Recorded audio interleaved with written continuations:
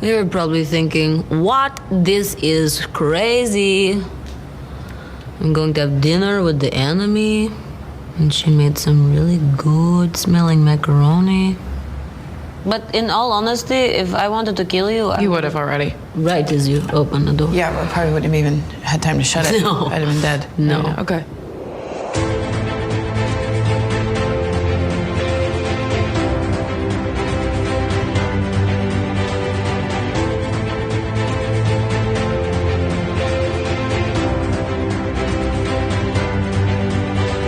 Hello and welcome back to A Stark Contrast, where we discuss the differences and similarities from Marvel Comics to their MCU counterparts. And we are your hosts, Geoffrey and Dai. Hello, and welcome back. Hello, everybody. It's the Battle of the Century episode. Oh, yes. We'll get to that in a bit, but I just wanted to open with that. How you doing, Jeff? I am okay. It's been a kind of a crazy, I think, last 2 weeks. I just feel like time doesn't exist anymore. What is time? When you're an adult? A full-fledged adult, no less, right? Yeah. So, just catching up with life and making sure people are good. Yeah. Oh, that's a good way to be. And then it's like, oh wait, we have to I was like, I think I even texted Dad. I was like, do we record this week? When did we release? Was it no. Admittedly, I drop the subtle hints on social by posting on our next episode.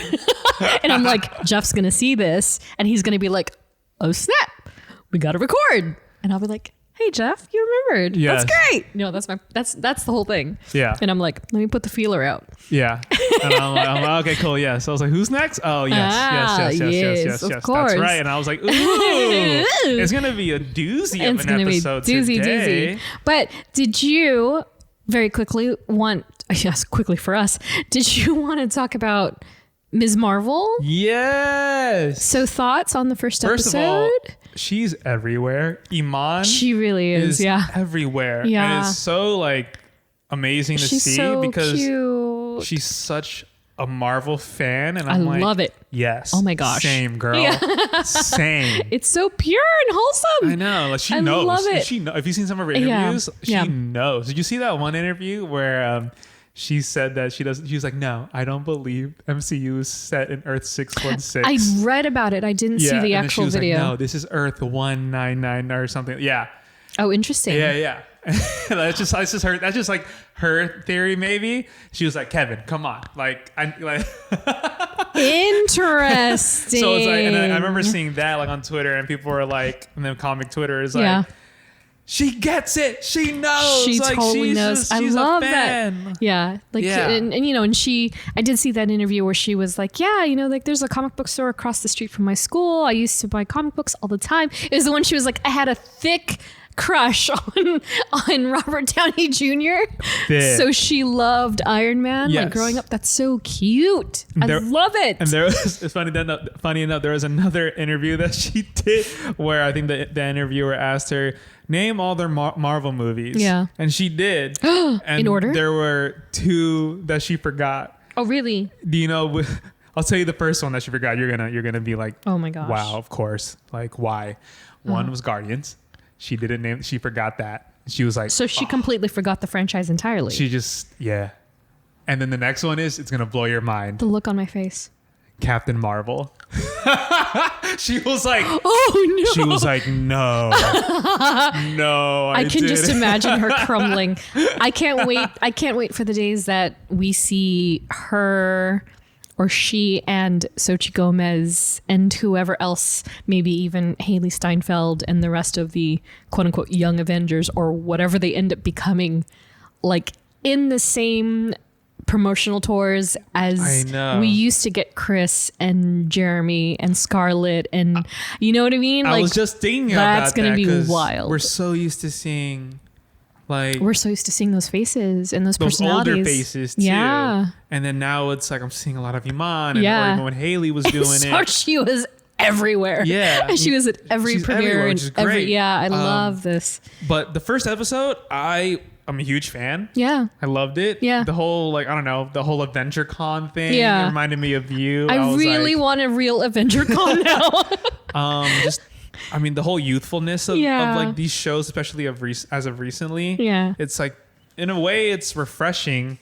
Yeah. It's refreshing to see because I know people are always just like, oh, it's just like another high school coming, and it's like, yeah, but if you think about it, there hasn't really been much of that Yeah. coming of age stories. Not lately. except Not maybe- aside Spidey. Exactly. That's it. Outside Spidey. Yeah.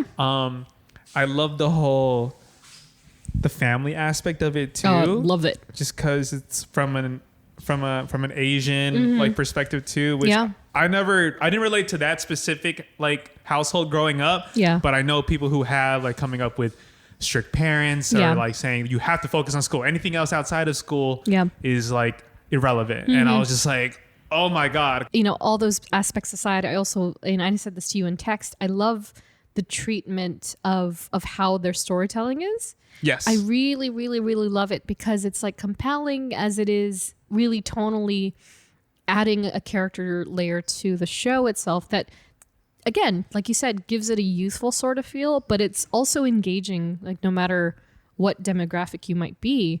And it is to me, it's a very reminiscent of the Spider-Man No Way Home end credits. Where it's like the crumpled paper and the doodles and stuff. But I love that in the show, it's very specific to Kamala and that she is an artist. And it's like, it is kind of like her mom, I believe, said is like she's living in her own fantasy world. Exactly. And it's like unfolding as we're watching it. And like you said in the text, like the way that they even characterize the way that they're texting one another. Yes, I was going to bring that up. It's I was so like, cool. Yeah. Because there's always unique creative ways to display texting. Yeah. You know? Yeah. And I feel like that was pretty unique. I don't think I've seen that. Yeah. Like off the top of the head. Because I know when I think of, because there's a lot of ways to be creative with texting. I think the first movie that comes to mind is Scott Pilgrim vs. the World. Yeah. Like they did that a lot. And I was like, this is really cool and unique. Yeah, Scott And then- Pilgrim. If you haven't seen that movie, you need to go see it. I know. So seeing that and the way that it was and seeing it so seamlessly tied in to like the shot rather than like Yeah.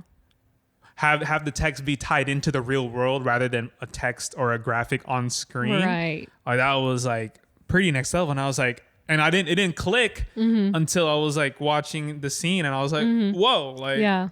Just the way that it was shot. But in Miss Marvel, it was just so like stylistically unique to the show. And it Yes, was just, exactly. it was, Love that. it was amazing. Yeah. And then how about we're obviously going to talk about Kamala in her own episode very soon. Yes. Probably post season 1. Probably, yeah, just so we can So- do a full deep dive. Like Moon Knight. Yeah. So again, the Thor stuff is coming out. That too. Yeah. Character posters. Oh my God, the character posters are incredible. I was Dude. like, wow, they do so many posters now with like the Screen X, the IMAX, and I'm like, wow, I know. I was this like, is crazy. oof, that's a lot. It's a lot of I was like, when did they posters. start doing that? Like, did it just start? I feel like it's very recent. I feel like I almost want to say Black Widow, maybe with this new phase, maybe, yeah. because I think Black Widow. I got a couple of Black Widow ones. This is a lot of these. Because I know posters. Shang-Chi had them as well. Yes. Eternals had them. Yeah, I think Black Widow was the first one. Also, Chris Hemsworth looks like a comic book hero with how jacked he is in these posters. I agree. And it'll be here before we know it. Next month. Yeah, not even next month. It's less than a month now because it's July 8th. Oh. Holy cannoli. I know, right? What is time? Get your tickets, guys. Get your tickets. Grab They're your officially tickets, 'cause available. I think that movie came up so quickly. I was just like, So fast, especially with this promotional run. yeah. Less than 2 months. Less than, oh my God, yes. Because it started like right after Multiverse Yeah. of Madness, right? Yeah. Yep. Wow. Yeah. That's a marketing Holy crap. crunch. Okay.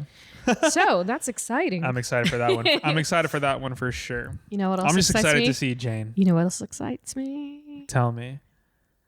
This character we're covering today. Yes. Yes. Yes. So back to our back to the actual show. So we're going to talk about The one and only Yelena Belova, Yelena Belova. aka the Black Widow, Oh, and many other names that we'll get into. oh my gosh. So let's get to it. Created by Devin Grayson and J.G. Jones. Yelena's first appearance. So we've kind of been going through these characters that have had more of a modernized take lately. You know, like there's Jessica Jones and even the Winter Soldier that have kind of materialized within the last 20 years or so. Do you want to give a ballpark of when you think Yelena popped up in the comics? Oh, wow. Is she on the newer side? Like later? I mean, newish, but not too. Nah, not like. Yeah. No way she was released in like the 40s or. No. Yeah. For Not. sure. She's definitely not a Silver Age. Okay. I want to say the 80s. So close. Ugh. So her first appearance, believe it or not, of all comic book titles, was in Humans #5. Uh-huh. Inhumans #5. Funny enough. Yeah. She's just a regular person. Very random. I know, exactly. Very random book. Cover dated March 1999. Oh my gosh. Relatively Wow. new, but also not that young. So Definitely, she was definitely. Millennium baby. Yeah. Definitely not old. Definitely 1999 was 1999. 23 years ago. I know. I'm like, oh, actually, it is kind Dang of it. old. Yeah. Okay. So 23 years. I meant to mention this in the Winter Soldier episode that we had an instance of cameo versus full appearance. And so I had right. mentioned that I had like the first appearance book, but it was actually mine is actually reverse that. I thought I had the cameo, but I have the first full appearance of Winter Soldier, right? Where Bucky's as the Winter Soldier was Captain number 1, and then subsequently number 6 was his first full. Okay. And so similarly with Yelena, she's got what I would consider a full-fledged first appearance in the Inhumans book. So it's kind of wild. It's almost like its own sub-story. And she's got pages and pages worth in this book, and they still Really? consider it a cameo. And it's so much to the point, like it's very classic assassin because she like drops down on this dude's hood, like of his car, and she's talking to him through the windshield, very spy movie-esque, right? And she's doing the superhero pose, and they're having this full-fledged discussion. She's giving him intel, and he's like, but wait, who are you? And she's just like, I'm the Black Widow. And then I was like, but she even says, the fact that she even says, I'm the Black Widow, for me, immediately is like, that's no longer a cameo. That's a first It's a appearance. full-on reveal kind of thing. Right. Yeah. But it's not necessarily so. So that's interesting. It's very strange. Yeah. But anyway, it isn't until Black Widow #1, the June 1999 run, that she explicitly says her name is Yelena Belova. Oh. Therefore, that is considered technically the first appearance. Got it. Yeah. So, So real name is first appearance.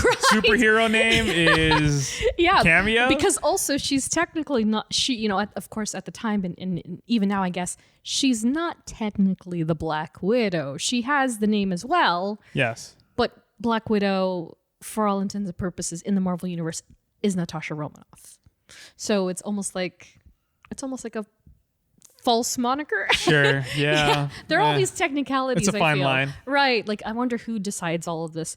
Yeah. But so the highest grade, I'm not even going to make you guess because this is not. These are not Captain America numbers. It ain't Cap. Yeah. So the highest grade for her for her cameo appearance at 9.8 is about $1,000.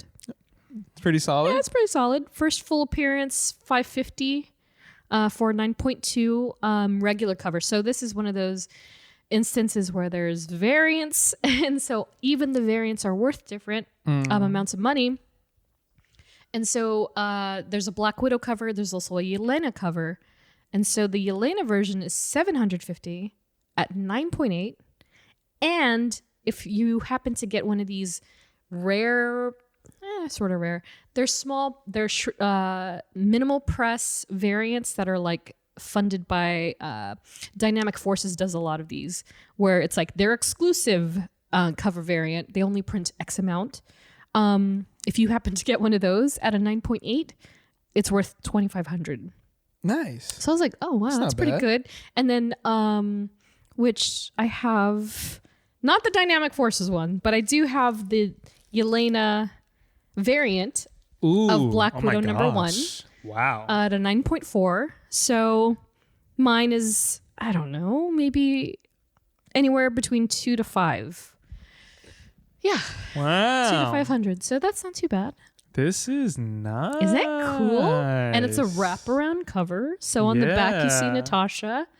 Yeah, it's pretty neat. And so her abs are killing it here, man. Yeah. Jesus. Yeah, a very different look for the Yelena that you might be familiar with. Most definitely. And then, of course, the lowest grade for this book, you could probably get. The cameo is about $60 for the Inhumans #5, and then the first full app, which is this one, you could get for about $8 to $10. Oh wow. Yeah. See, that's the difference that grading makes. Jeez. Yeah. No, it's true. A vast difference. So I mean, this is kind of a no-brainer. But what was your first exposure to Yelena Belova? 100%. Black Widow. 100% Black Widow. What came first? Florence Pugh or Yelena Belova?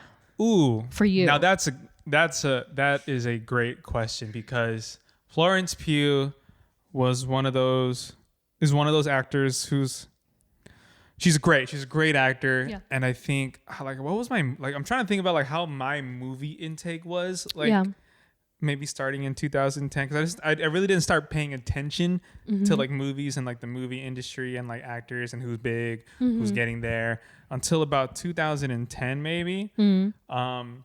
So when Florence came on the scene, I can't even name you the first movie I saw, because I think obviously I want to say Black Widow was the first. Here's the thing about me: when I watch a movie, it's mostly a Marvel movie. That's for the most part too. When I see an actor who I've never kind of seen before, and then I IMDb them, I backtrack their work, and I'll be like, oh, they're in that movie. And then so what? So Florence was in, what was that? Midsommar.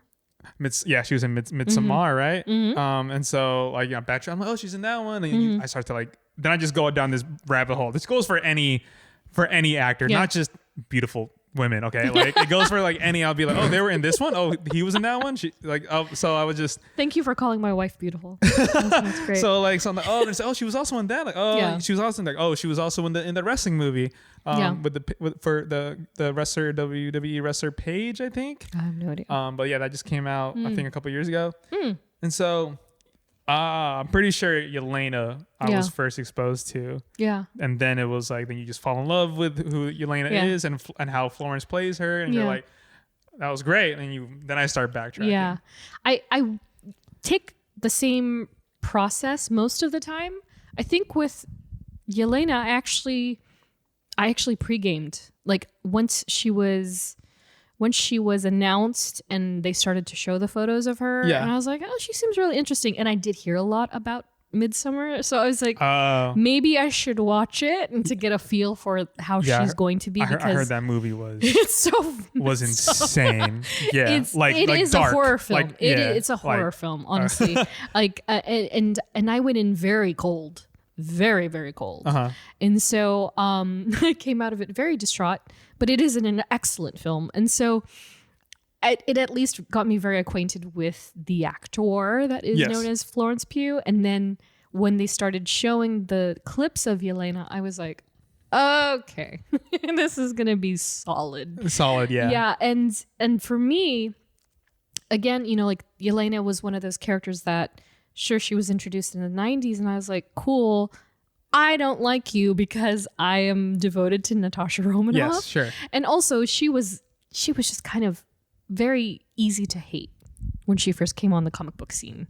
So I was really apprehensive about, I was like, how is this going to translate to the film version? And then all this stuff started coming out, and of course we'll talk about that. But the details of the relationships and the origin stories started coming out, and I was like, oh, this is very different from what I'm used to. So so this is one of those rare instances where the movie did really influence how I then looked at the comic book character and not vice versa. Yeah. And so as for trading cards, I have none. I have some digitally, of course, but they don't have any information on them. But I wanted to show you these because once again, we are talking about Geoffrey and my girlfriend / wife. I do have these, to no surprise, actual Yelena Belova trading cards from the Black Widow set. Movie. From the movie. Oh, she's so great. She's so great. And I think those are all her solo cards. I'll post these on social because I have nothing Oh, else. they're so good. Yeah. She's the best. She's the best. And so with that, I guess we'll go right into the character study. As we mentioned, Yelena Belova, aka Roskaya, which basically means Russian in Russian, Pale Little Spider, and the White Widow. Wow. Which is ultimately what she's regarded as, more or less. And, very quickly, I kind of wanted to get into the surnames thing, because we didn't talk about this with Natasha so much at all. But because I actually have a friend from high school, his last name was Belov. And so, yeah. And so I remember one day I was like thinking about like how different nationalities handle surnames and the treatment of the the feminine version versus masculine. And it is very similar in the Russian language that if the surnames change with gender. So she is Yelena Belova, which is indicative that the surname is female. Yes. And then that would explain why my friend's last name is Belov. Belov. And so for Natasha, for instance, we regard her as Natalia Romanova or Natasha Romanov, which is also Romanov sometimes, which is very confusing. Okay. But hers is also westernized. So it's westernized in a masculine form. Okay. So if they were to westernize Yelena's name, she could very well be Yelena or Elena Belov or Belov. Interesting. So I wonder if that's going to be one of her aliases at some point. But yeah, I thought that was an interesting little factoid for you. That is interesting. Wow. Belov. My beloved. Here we go. So, I mean, I don't know how much you know about her comic book origins at all, but there's going to be quite a bit in here that you're going to be like, what? But more or less, I mean, you will see some characteristics that are very similar between the two, but in the books, Yelena was this determined trainee who entered the Red Room program, or Red Room Academy, as we know it in the comics. She essentially wanted to make her parents very proud. So her parents immigrated from Russia to Kiev, Ukraine. Okay. They don't talk about her parents at all. Like In the comics? Other than that, she wants to make them proud and that they're in Ukraine. Yeah. They don't actually detail anything about them. But from what we can tell, they just have a very normal relationship, aside from the fact that she's training to be an assassin. Wow. Okay. I know. And then, of course, she's a member of the KGB. So Yelena, the thing you need to know about Yelena in the books is that she's, well, and I think also similarly in the MCU, is that she's very confident. She's incredibly confident to a fault. Oh, yeah. And so in the book, and this is kind of what I meant when I was like, no, I don't like you. I like Natasha. It was because she often boasted about being the best widow. I'm the Black Widow. I excel in all the skill sets and teachings and whatever the Black Widow learned, and she would basically be like, oh, Natasha did that? I will do it 1 second faster. Yeah. Natasha did that? I will do it 1 second quicker. Of course. Natasha did that? I will do one more better. And so she basically went after any record that Natasha had in the Red Room Academy. She went after it and then she beat it. Ooh. Or at least tried to. Okay. In many instances. But Natasha was basically the goalpost that Yelena kept achieving, and then it would keep moving. And so, because Natasha is Natasha Romanoff. Yes. There's only one. She's the goat. Yeah, she's the true goat. So, so despite the fact Yelena climbed through the ranks of the Red Room Academy so much that she became captain. She became a captain. Nice. So it's like, okay, cool. So she's teaching her own set of widows. She's doing all of this, and she once again she gets to boast that she at least climbed the ranks, whereas Natasha, she flip-flopped. She became a good guy. Yeah. And sure. so Okay. And so basically being a deadly assassin embodied everything that Yelena was. So she's an assassin for the Russians. She is an assassin for the Nice. Exactly. I agree. So that was really like everything she was. That was her identity, right? She didn't really have an identity beyond that. And so, which this is where I kind of segue into the MCU version that we know. So Yelena Belova, portrayed by Florence Pugh, Geoffrey's girlfriend, my wife. Flo. Of course, we see her first in Black Widow, 2021, directed by Kate Shortland. Last seen in the Hawkeye series, 2021, created for TV by Jonathan Igla.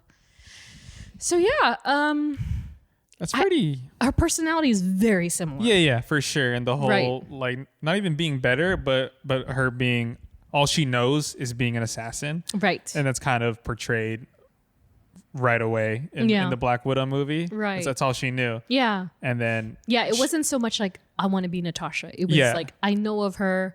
I can be as good as her, but it wasn't like her life's blood. yeah, and all she's known is being an assassin. So then once Natasha comes back into play in her Yeah. life, it's Yeah. like, oh, what are we like? What are we doing? Like what? Like I don't know another life beyond this. Exactly. So like Yeah.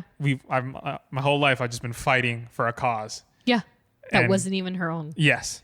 So, but then you see the shift in that character. Yeah, and I think the way that they ultimately ended up treating this character, I thought was really smart. Like sure, many people weren't really into the sister aspect, right? Like, oh my gosh, I don't know if Really? you remember. Oh yeah, I was going to ask you if you even remember any of this dialogue online, but I remember, and we very, very briefly touched on this in the Natasha episode. I believe it was episode 7, but people that are familiar with the comics kind of course, wanted them to be romantic in some way, which fair enough, but also, Really? yeah, it's interesting. But people love competition and the tension of competition, and having a rival that's almost that does cater to sexual tension. I in guess. ways. Marvel fans. They want to ship everything. They man. want to ship everything. It is very true. They think they're FedEx, and and so when they first announced Florence had gotten the role and that they were going to have this sister relationship and Alexei was going to be their father. Yeah. People lost their minds. Lost their minds, especially with Alexei, because as we know, Yeah.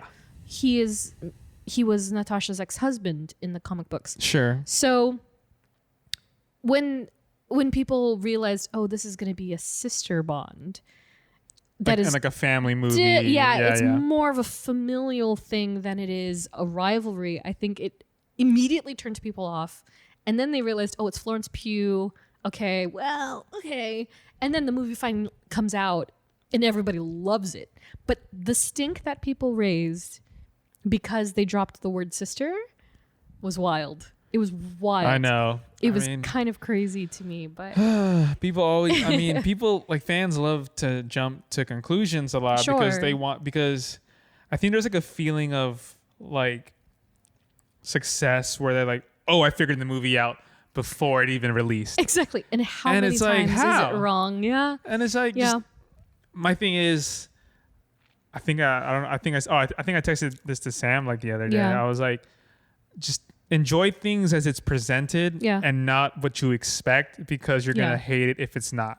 Yeah, there's like, You know? when did that shift happen? At least You know what I mean? show some respect. I think I said this in the last episode. Just show some like respect and at least benefit of the doubt to the creators presenting this material Right. and how they think it should go. Right. Like they make it seem as if like Scarlett Johansson they didn't want to cater to what Scarlett Johansson's character wanted to go through. They think that they Right. forced her. No, ScarJo. Yeah. She's a producer on this, so Exactly.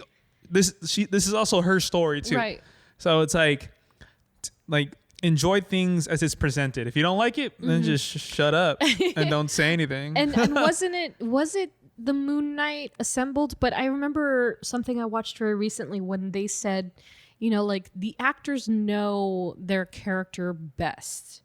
So to have somebody like, in this instance, ScarJo come in and BEP on this film, which means she has even more control of her character. right? Exactly, and she's really controlling the narrative and how all these people and all these elements come into play. I think it was a smart move. Like it certainly resonates a lot better than I think if they had tried to force something. Yeah, like out of or nowhere. if like you said, like the Red Guardian's her ex-husband. I don't think that would work in Oh no! in way. the MCU. No, because then they would be like, "Why didn't she talk about that for?" Why? billion Yeah, years?" for the last 10 years. Yeah, like it would have been funny in some ironic way that how she was like Clint was always talking to his girlfriend or whatever, and he secretly had a family. But that is probably why, because Clint already had that reservation of he's the one that's going to have the family. It's gonna be a whole thing. Whereas Yeah. Natasha was just constantly a mystery. And they did start to pepper in those notations of I had a family and, which is Exactly. obviously Avengers, but also the family that she actually chooses, Yeah. while growing up. But yeah, I do have a pop quiz for you. Oh. It's not that hard. Uh, It really isn't. It really isn't. You ready? I hate quizzes in general. Okay, let's see. Let's see how you do. So, pop quiz. While the MCU has jumped around the timeline, so thinking of the timeline and how the movies have been, right? Like Guardians 1 and Guardians 2 are literally like 4 months apart, right? Yes. Okay. And then the movies come in a certain succession, right? Yeah. Only 3 films have served as actual prequels. Aside Black Widow, can you name the other 2? Oh, like the prequel came out after the. After the established, or after the story has been established Yes. in some manner. Like story. obviously Avengers and all that happened, but then Black Widow. Black Yeah. Widow is a prequel Yeah. to a character. So 2 films. 2 films are prequels. What are they? Oh. That doesn't necessarily mean just because the movie came out after the film, it doesn't make it. Doesn't make it a No. prequel. No, the actual story happens in the past. Got it. Okay. Yeah. Ooh. Ooh. Is this a trick question? No. Because Endgame technically happens in the past. I knew you were going to do something like that. See, the whole time jump thing, man. Is I mean, true, valid. My bad, but that is very true. okay. But yeah, so like, 2 films. so it's a legit. It's a legitimate Black Widow and two other movies. I want to say it's one of them's Captain Marvel for a reason. Fantastic. That's one of them. Thank God. Jeez. Captain Marvel takes place in the 90s, Yeah. which is essentially 20 years before most of the happenings. And it's a prequel for like basically like Nick Fury's character Yeah. too, you know. Oh wow, that was difficult. Okay. It's not difficult, but yeah. Is it a cap? Is it It's Captain America, bro. the first one? Yes. It's a prequel. Okay, It takes place in the 40s. Okay, yeah. Because I'm thinking of just like, I don't know what I was thinking. It's a prequel. Damn technically. it. Hey, you did pretty well. Captain Marvel was not necessarily the most easy, obvious question. All right, answer. Because I was just like thinking, oh yeah. Mm-hmm. Because that movie came out first, right? And then the Avengers came out. Yeah. I mean, but technically, I always think of like prequels as the movie came out after like that initial. Yeah, You know what I see, mean? and that's the thing. So but I'm taking from the Star Wars but thing. because they prefaced it with Iron Man and the Hulk. I don't remember if the Hulk Yes. came out before. So it's like it was building it built that world already. Right. So, yeah. It Sure. established the world, therefore. Yeah. Because they do talk about the shield or vibranium, right? Yeah, they talk about in vibranium Iron and how Man, it's like the strongest metal. It's like the only thing on Earth. Right. Yeah. I'm gonna get ousted. No, you did great. How do you not know that, Jeffrey? It was a trick question, I suppose, but you did very well, friend. And so with that, we'll move on to powers. So we actually got a listener question from Instagram from Captain Cheese. Hi, Caesar. What other skill sets does she have? Any cool weapons she possesses? And so I brought powers up from the usual lower tier of discussion because I will say first and foremost, Yelena Belova is 100% purely unaltered. She has no super enhancements. Yeah. She has none of that stuff. So I kind of wanted to get that out of the way because unlike Natasha, who has dabbled in a super soldier-esque serum. Yeah. So Natasha in the comic books, she's got the infinity formula. She's old. She's like 80 something in the comics. Whoa. Right. Whereas Yelena does not have that. She doesn't have that luxury. She doesn't have super stamina and she doesn't have superpowers of any sort. Instead, she is a completely normal, highly intelligent Olympic level gymnast and master martial artist, which is pretty cool. But to answer your question, Caesar, she doesn't have anything that particularly makes her stand out different from Natasha. Everything's kind of a carbon copy. Yeah. Yeah, so she's got the Kevlar costume. She's got the widow bracelets, like you can see on the cover here. Like honestly, her suit is almost identical. Yeah. Other She's than the kind of fact just like she's taking up after yeah, Natasha quite Romanoff, literally basically. Yeah. taking the same outfit and basically making it her own moniker. Yeah. Yeah, but she has the bracelets with the widow's bite, the grappling hooks. There's a bunch of gadgets that are supposed to be in the wristlets, like tear gas and arsenic and all these She also has things. her mask and the goggles. She has the night vision goggles, which we can talk about a little bit more during the costumes. But Yeah. there's nothing outstanding. Nothing crazy. No, it's not like it's all yeah. standard issue. She's a For a she's a widow. master assassin with all Yeah. the tools of the trade Yeah, to kill people exactly. as a widow. As a widow, Yes. and of course the MCU version has the batons that connect Batons, to make the bow staff. the little stun zappers that like Yeah. that she throws onto people's. That's right. Those little chip things. Yeah. Of course, the firearms that they have, the knives, tons of knives, wide array of spy assassin paraphernalia. And a deadly witty personality. The sharp wit of a widow. Yeah. Yeah. And I feel like Yelena might have even said something like this in the show. Like anything can be made into a weapon. Like, and you see it in Black Widow. Like they use she almost gets choked out by a curtain. Yes. By Natasha. A master assassin can kill you with Yeah. anything nearby. The kitchen knives, like they went to town. They went to town on virtually nothing at all. So yeah, she's pretty standard as far as widows go, but she is an exceptional widow, and that's what makes her different. Mm-hmm. And so when it comes to adversaries, this is interesting in that she is quite fleshed out in the books, right? Like we've really only gotten surface level of the MCU version. Mm-hmm. But in the books, like as I mentioned, she kind of came out of the Red Room. She's part of the KGB. She's like, I'm a Russian assassin, and that is like her everything. And so that kind of mentality and treatment almost immediately makes her an adversary for the Avengers. because she's basically trying to assume the identity of one of their own. You know, she's like, I'm Black Widow, not you. And so she kind of tries to kill Natasha at all times. So, so this all kind of, you know, actually escalates.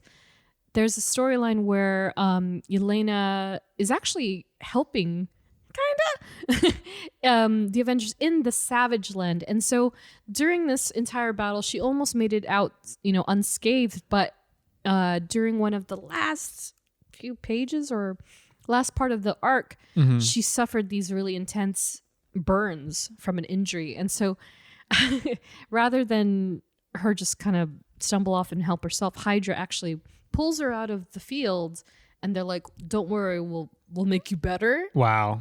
Yeah, and so as I wrote here, Hydra took the wounded widow under their wings once more. So this is after everything is said and done, because she flip-flops tons and tons of times. She just can't be trusted. Yeah. And so Hydra sees this as an opportunity of, you know what? Let's fix her up. Maybe she'll come back to this side. Of course. And so they merged her with this robot called the Super Adaptoid. Oh my God. Yeah, and so the Super Adaptoid is this mechanism. It's basically what you think it is. It's this adaptoid sort of human android thing that is intended to absorb and emulate the powers of the person that is inside of it. Got it. So it was meant to heal her, and then it also enhanced her abilities, but it was also taking. It's very complicated, but after she is kind of recuperated, she then.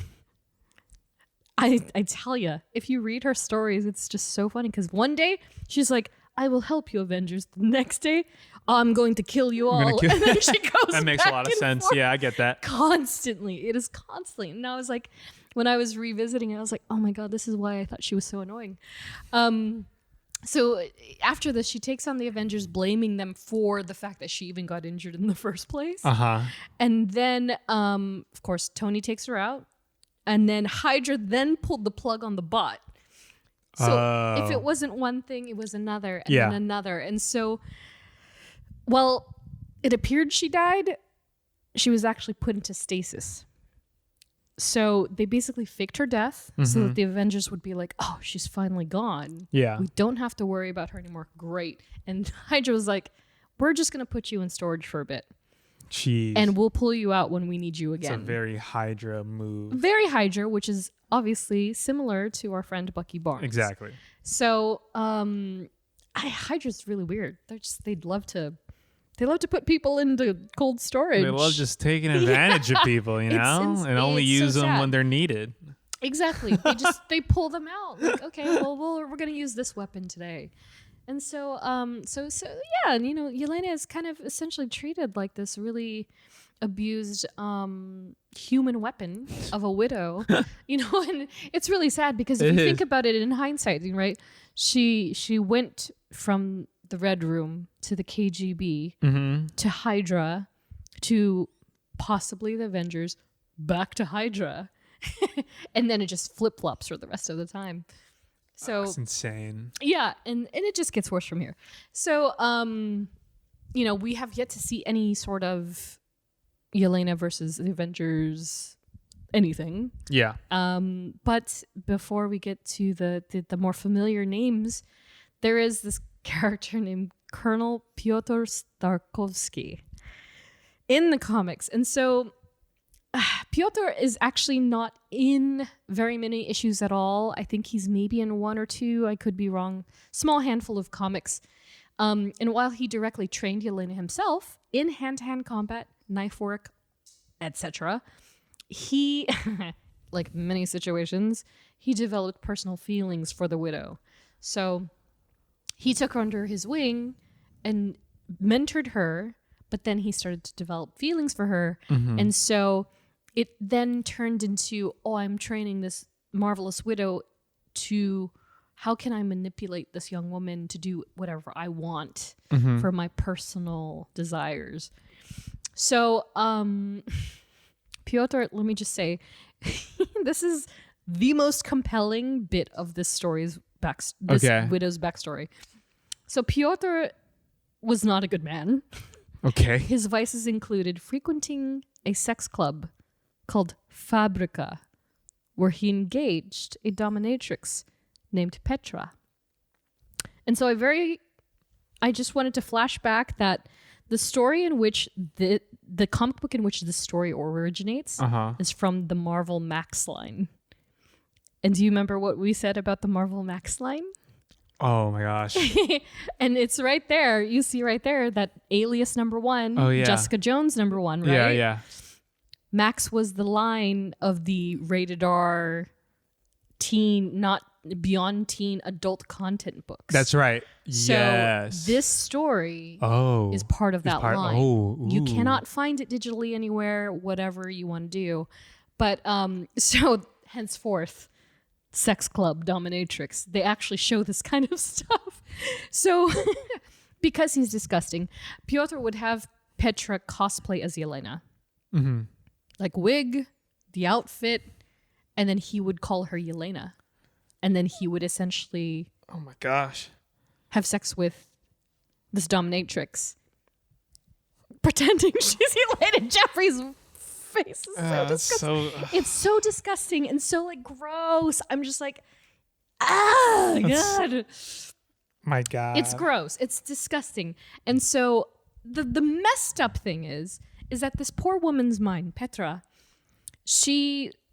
because it was so frequent and perhaps even she herself was a bit of a crumbling cookie, Sure. let's say, she started to believe that she was Yelena and that she was the Black Widow. Oh my God. So it's like, Oh my God. it's just one big mountain of what is this? Of This is darkness. terrible. It's terrible storyline. Of cringe. Yeah, it's poor Yelena's origin story. And so, like I said, Petra, she believed herself so much to be the Black Widow that she kills Piotr after a night. Sure. And then Yelena subsequently goes after she finds out that her mentor has been killed. This is, she's aware that he is not exactly a sound man. Yeah. Decides to leave it alone. She has better things to do. Of course. Realizes he has been killed. Seeks out the killer. Finds Petra dressed as her. And then they get into the squabble. Petra is clearly not a widow, and Yelena just snaps her neck. Ooh. Yeah. So it's just a bloody massacre all around. And so the messed up part of it all is that after all is said and done, it's revealed that the incident with Starkovsky was a plot to actually push Yelena to want to become the Black Widow for Superior General Tishchenko. So What the it was hell? all an elaborate plan to push her to the limit so that she would be the ultimate premier Black Widow. It's so messed. The mind games, right? It's gross. The mind games. That's insane. Yeah. And that's just one story. It's one story. Yeah. And so get you some of that if you want to read it. There is a panel in that book where when she first meets the woman who owns the club. I think her name is the woman who owns Fabrica. I think her name is Nikki. She approaches Yelena when Yelena first arrives. Do you want to give, this is okay, full disclosure, any parental people listening to this with their children, perhaps you want to fast forward 15 seconds or so. Do you want to give a guess what her first question to Yelena is? Oh my God. I can't even imagine. She just, and I will show you the panel later if I have to. She just goes very plainly, Yelena, welcome. Top or bottom? Oh, wow. Wow. Yeah. Wow. What the And hell? we're talking, again, 1999, 2001. Oh my God. Yeah, early aughts. Yeah. Very, very racy. Oh my God. So so that's just one of many things that Hydra and the Red Room and all of these factions did to push this woman to be a Black Widow. It's pretty nuts. So On the MCU side, beyond the Red Room widows, who we don't really need to talk too much about individually, she had Ivan Dreykov. So Dreykov is, I wouldn't say the equivalent of Starkovsky, but he's an interesting element, portrayed by Ray Winstone. And so I kind of knew this going in. Ivan Dreykov is an original character for the MCU, so it's kind of an amalgamation, I guess. I guess they would have taken some aspects of Pyotr and then Sure, yeah, and apply it to somewhere else, you know. Yeah, kind of filled in these gaps of elements that they needed for the film. Yeah. And Dreykov in the MCU was a high-ranking officer in the Soviet Armed Forces and the overseer of the Red Room and creator of the Red Guardian. And so I wouldn't necessarily say that he is a direct adversary for Yelena, aside from the fact that he is the governor of the Red Room. Like, he didn't have a straight on, I want revenge on this child. Yeah. It was more of that. We just herd them like cattle. Yeah. Let's all gather them together. Right. Until, of course, she breaks free from the I forgot what you would call it. That mind spell. The red kind of stuff. Thing. Yeah, the red the stuff. red dust sure. stuff. Yeah. Where she, of course, becomes a person of interest because, you know, she's gone off the grid. But even then, I feel like his higher stakes are completely in Natasha, which is something that's very present when it comes to comic books. You know, it's kind of like when we get further into affiliations and such, you kind of get the idea that she has these characters in the comics. She has these characters that she's related to or linked to in some fashion, but it's always because of Natasha. So yeah, while she pulls herself away from being like the Red Room, like Russian, yeah, she's still attached to Natasha. for sure. So, and of course, you know, in the MCU, aside, Dreykov, Taskmaster, becomes an adversary by proxy, who is, of course, Antonio Dreykov, originally Tony Masters, who we'll probably talk about at some point. I mean, it's a pretty... I mean, he was a very touchy subject in the movie. Yeah. People Yeah. hated it. I mean, I was wondering about that more recently, you know, not to go off the cuff too much, but Yeah.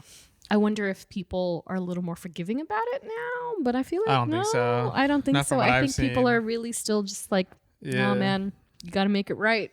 They're just like, they really wasted Taskmaster. How dare? Like, Yeah. he's supposed to be this person. And I'm like, sure, Yeah. you're not. You're Yeah. totally right. Yeah. How that person is in the comics. If that's Bible for you, then you have every right to feel the way Right. you feel. And of course, Antonia, played by Olga Kurilenko. Nice. Have you seen her other film? Oh yeah, she was in Quantum of Solace. Oh. Yeah, she was in 007. That's how I remember her. Okay. Yeah. Yeah. Yes, I know what you're talking about. Yeah. And then of course, you know, Dreykov himself, eventually killed by Yelena via the aircraft disruption. Well, I thought that was like, in my opinion, I thought like Taskmaster's background in the movie, I thought that was kind of a dark backstory also. that it was his child. Yeah. Yeah. That Natasha blew up apparently, and then Dreykov like reconstructed her. How do you think that they survived the blast? And look, at the end of the day, in my head, it's movies, man. It's just movies. People just have to wrap their head around it, man. Yeah. People have to wrap their like, how will like no one would ever say like, yeah, no one would. It's a movie. Go with it, man. Like let's just take it for what it's worth. I just figured he would have a panic room and Something like something happened. Yeah. Whatever. Movie magic. it's a movie. Yeah. If you don't see someone die on screen, Yeah. just No. take it for what it's worth. Squid you know? Game taught us that lesson. Yeah, and I love that. I also love that scene, and I also love how persistent Yelena was in ending not only the Red Room but Dreykov. Yes. Like she wanted to. Like I think from the minute she's on the scene as an adult with Natasha, like aside wanting to kill her, sort of, kind of hurt her, whatever you want to call it. Nothing comes out of her mouth except for Dreykov. Dreykov, did you do what did she say? I haven't watched Black Widow in I a know, long it has time. been I a should have done while. it.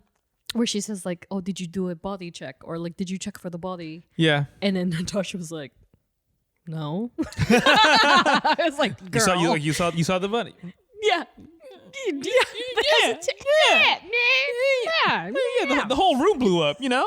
Yeah. Yeah, right? Like how confident. You're so confident. Girl? What? Novice. Yeah. But yeah, from like that entire point, you know, she's just like, oh, you know, Dreykov. And so to see her actually kind of get she gets the last say in that man's life is kind of neat. You know, because you do kind of expect Natasha to have offed him, if you will. Sure. Yeah. But this was fun. This was I was just gonna say that. This was fun. No. Yelena! The way she said, I just have to say, see, these are the things that drive me crazy when I watch movies and stuff. But like, she says I feel like ScarJo says Yelena different in every part of the film. And that one annoys me the most. And I know it's because she's yelling it, so the syllables come out differently. But she's like, Yelena! I was like, no! And I was like, y'all couldn't take that again? Maybe I'll put the snippet in like right here. Don't do it! This was fun! No!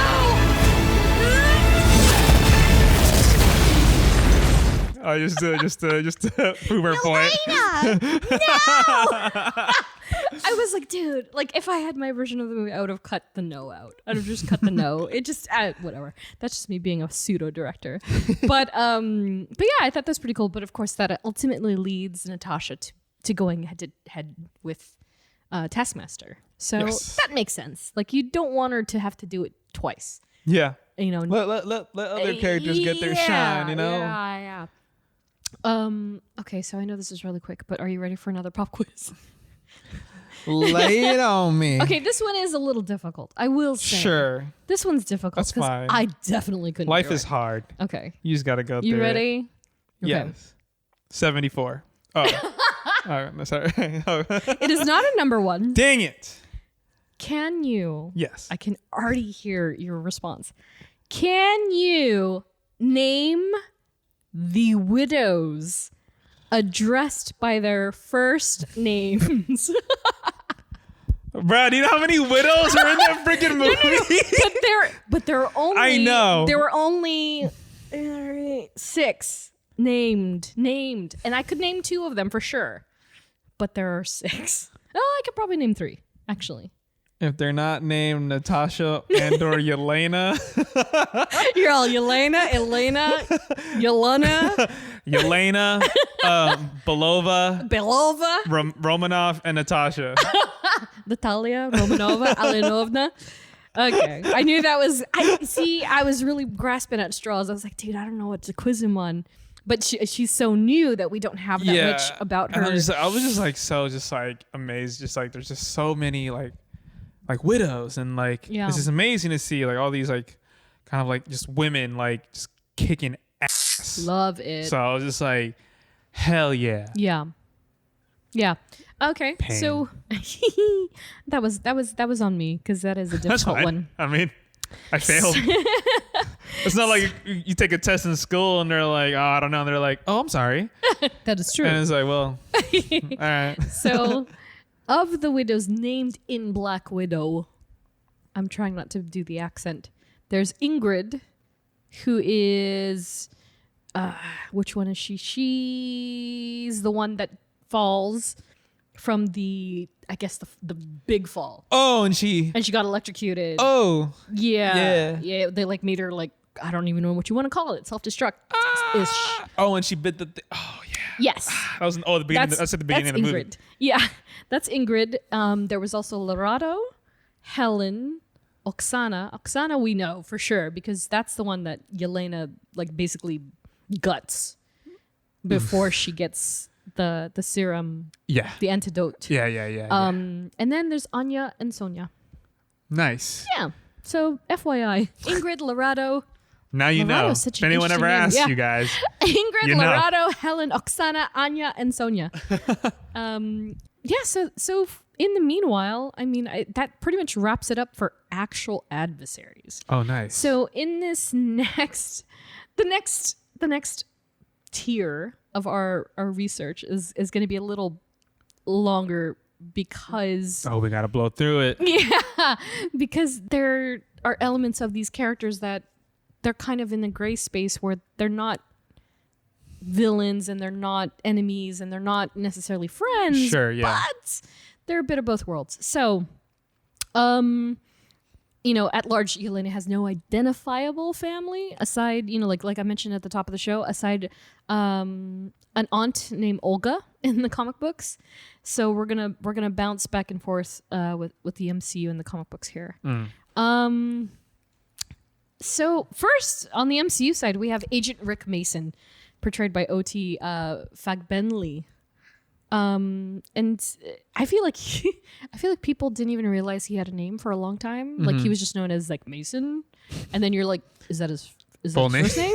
Like is his first Just name? Mason? But he's an agent. Not necessarily SHIELD. Nothing. He's just CIA, whatever. Sure. Special, whatever. Yeah. What do you call it? Secret Special Services. ops. Yeah, special Sure, ops. And yeah. so, he's an ally of Natasha's, and Mason assisted the Widows by gathering the intel, and he supplies people with big, clunky aircrafts Love that. might not work all He the time. was a MVP. He was pretty much an MVP, I would say, yeah. And so this is where we're going to start to really, and of course that means like Mason, there's no real Mason in the books. He's many a agent, many a different name. Sure. He's just one of those. And then, of course, that brings us to Alexei. And so, again, we've talked about Alexei in our Black Widow episode, number 7. So, again, ex-husband. So his, by immediate proxy, his relationship is quite different with Yelena in the books. They're not so intimately tangled. I use intimately loosely, like they're people that are aware of each other in the field. Yeah. She knows that he's Natasha's ex-husband, and he's of Russia. Yeah. That's pretty much all they have in common. Sure. But they have been in books more recently, and as far back as 2020, there was a series called Widowmakers, which is great. You should read it if you're into the spy stuff. And then as recent as 2021, Winter Guard. And so Winter Guard, actually, I think it was an older team name of Russian, I don't know, superheroes or identities that culminated into this team. And then, the rosters changed over the years. But most recently, it was it included, not necessarily as a team, but it included both Red Guardian and Yelena among a couple of other interesting characters, as well as the bear guy. Oh. The bear guy. He's in that too, so it's pretty cool. It was only 4 issues long, so you can read that in a snap.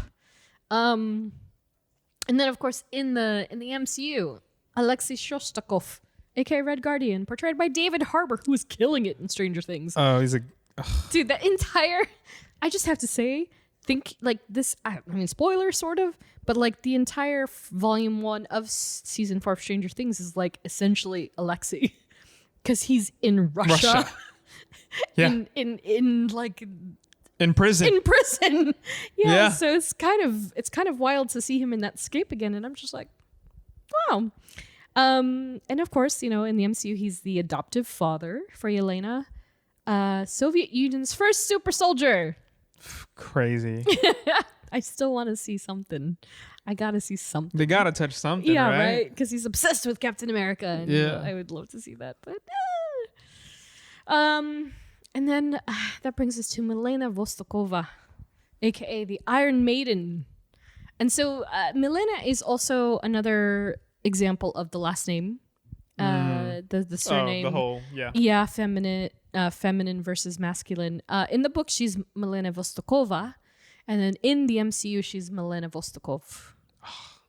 So I'm like, why not just add the letter? be I on don't me? know. Yeah, I know, it's interesting.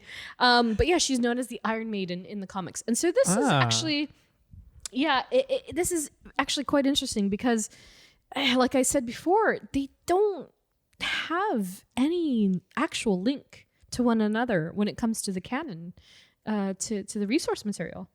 So I feel like they had to they just kind of like either create original we need characters or rearrange kind of thing, like how they did with Alexei. Exactly. And so she too was an agent for the Russian government. And like Yelena, she kind of lived in the shadow of the legendary Black Widow. Yeah. So Natasha is obviously her pinprick point. She's just like, I want to get revenge on Natasha. And she, of course, becomes very bitter and resentful for Natasha's existence being so legendary, if you will. Yeah. That she just straight up becomes a mercenary. Yeah. So she lives to make her life difficult.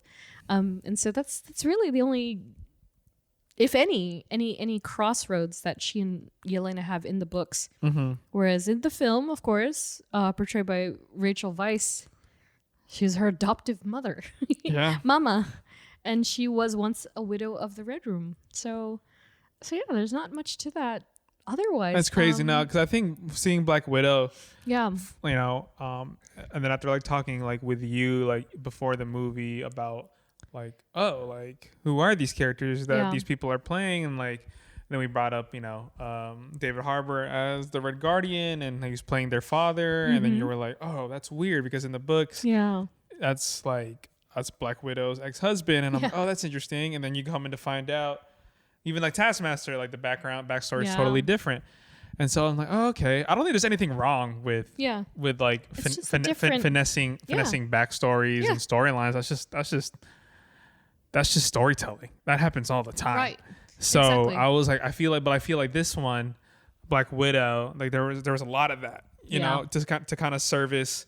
How do we keep this like vibe and lore of these characters, but make them work in the MCU world? Yeah. Because like we said earlier, like Red Guardian being Natasha's ex-husband in the MCU probably really wouldn't make any sense. No. It would have come out of left field. Yeah. You know? And well, and also because once again, MCU Natasha is absolutely human. Yes. Versus comic book, who has been around since the 40s, 50s. And so that in itself is also the timeline is completely corrupt by that time. So they would have basically had to have said, they would have either had to have Alexei be much younger than David Harbour's portrayal, maybe have somebody completely different. And even then, like, when was she supposed to get married? Yeah, exactly. And enlist, not even enlist in the Avengers, but like plan the thing with Dreykov and his daughter, and then be found by Hawkeye, and then join the Avengers. Like, when would she have had was time? kind of like drafted by Nick Fury, technically. Right, and like, exactly. That's they would have to go so much more deep. It would have been way too much. It would have been a mess. Yeah. And then there's, and people and fans aren't stupid these days, they can connect the dots. Yeah. Which is like, a great thing about the fandom today. But, sometimes it's, a negative aspect too, depending. Yeah. But yeah, they did that a lot about like finessing backstories, and it worked. Like for the film, it made sense, and I got it. Like I love the whole family dynamic. Yeah, especially I love with that Yelena. Yeah. They started off as like an undercover spy family. Yeah.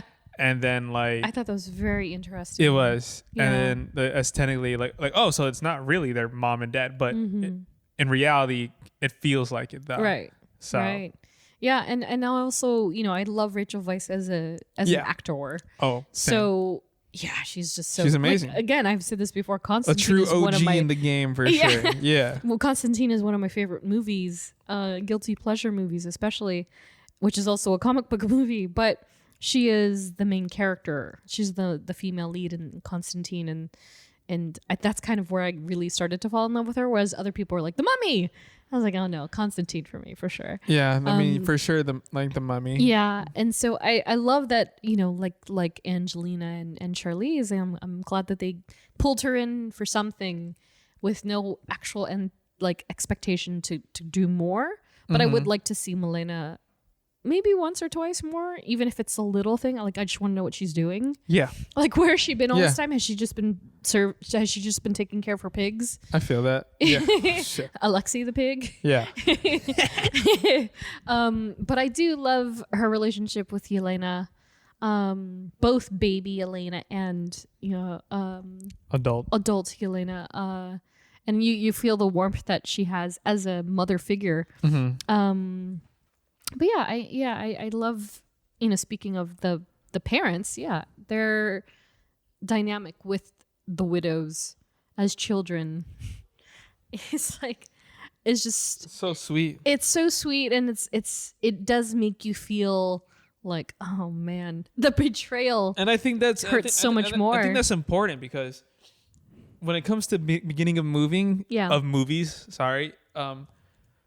if you don't give like an emotional reason to be attached at like the first 15, 20 minutes, you're not really going to understand the dynamic come second or third act. Right. And I think that intro with them like acting like a family, but like it looks like a family at first, but then like it goes deeper of like when you go into their photo books, it's all staged photos. Yeah, the staged and you're photos like, that they took all at once. This is like a very like, this is like a very like toxic, but the kids like Alexi and Melina.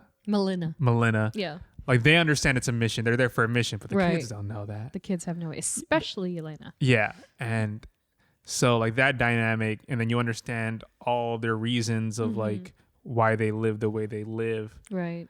And if you don't get attached to that at least a little bit emotionally, then the payoff in the second and or third act just won't hit it for you. Right. So that first intro was done really well. Very well. It really sucked you into like this family dynamic. Like this is what it's about at its core. Yeah. And the whole like destroying of the Red Room and all that. Like that is one of the stakes, but it's also like the family dynamic, but not trying to, just preserve that and like remember what it once was, but it'll never probably be like that again. Right, exactly. And then of course, baby Yelena, by the way, portrayed by Violet McGraw, who is so cute. I know. She's the cutest little bean. I love her to death. I totally agree. And as many people say, like, I didn't realize how much people really heralded the opening for Black Widow. Like the combination of the explaining kind of without so much narrating the process of the Red Room and its trainees and how it goes about and how they brainwash them. Insane. Or it's so incredible. And then of course to the backdrop of, I think Malia K. Yes. And the Nirvana cover of Smells Like Teen Spirit, which tripped me out because Nirvana is my favorite band. And so when it came on, I was like, that was insane. That was an insane cover. Yeah. That cover had a they put her on the map for chokehold. sure. Yeah. It's much like Kate Bush does right now on people. I know, dude. And I love that song. Goldfrapp also covered that song. And the Goldfrapp version is great too, but Kate Bush is iconic for. Yeah. Yeah. It's still stuck in my head to this day. Yeah.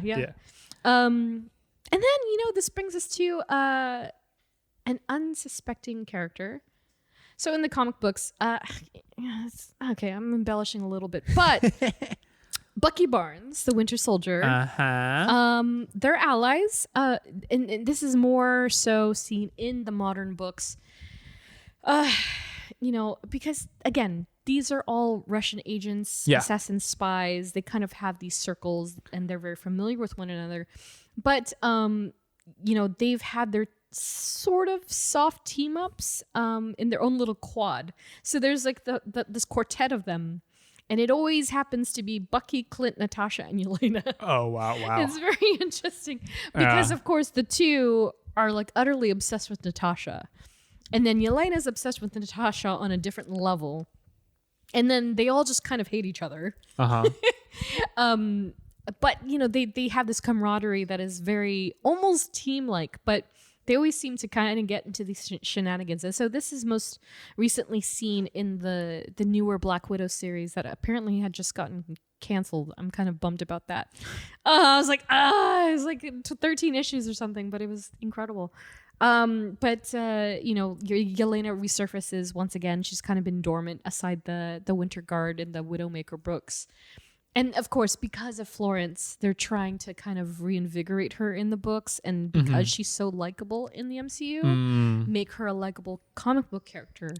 And so I personally feel like that's why they're really integrating her with these well-known characters already that are also very lovable, both in comic and MCU. And so, she and Bucky actually appeared together in the Winter Guard book. He's the one sent to extract her from her mission. Oh yeah. Yeah. And it's kind of funny because he comes to get her and she's like, oh, thank goodness, comrade. And then he's like, oh yeah, after your fingers thaw, and because they're like on a mountain. Yeah. He's like, oh, after your fingers thaw, we'll get you home. And she goes, oh, good. Did you make this coffee yourself? And he's like, Tovarich, please. It's Starbucks. And it's just like, oh God. So they're setting this very unexpected but appreciable tone between them that maybe they'll have more team ups that aren't so Natasha focused and more spy focused. Yeah. Because these are also two characters that are very centralized in being identities of something else. Like, they're like, who are they beyond this assassin killer persona, right? Yeah. And so I think that's pretty cool. And of course, in the MCU portrayed by Sebastian Stan, who we just covered in episode 29. So please check that out. It's our longest episode yet. Props to anyone who made it the whole way. Who, by the way, I believe Leslie on Instagram said it was her favorite episode. I was like, bless you for listening to all 3 hours of that. Honestly. Yeah. And of course, these two characters in the MCU have not crossed paths. Not yet.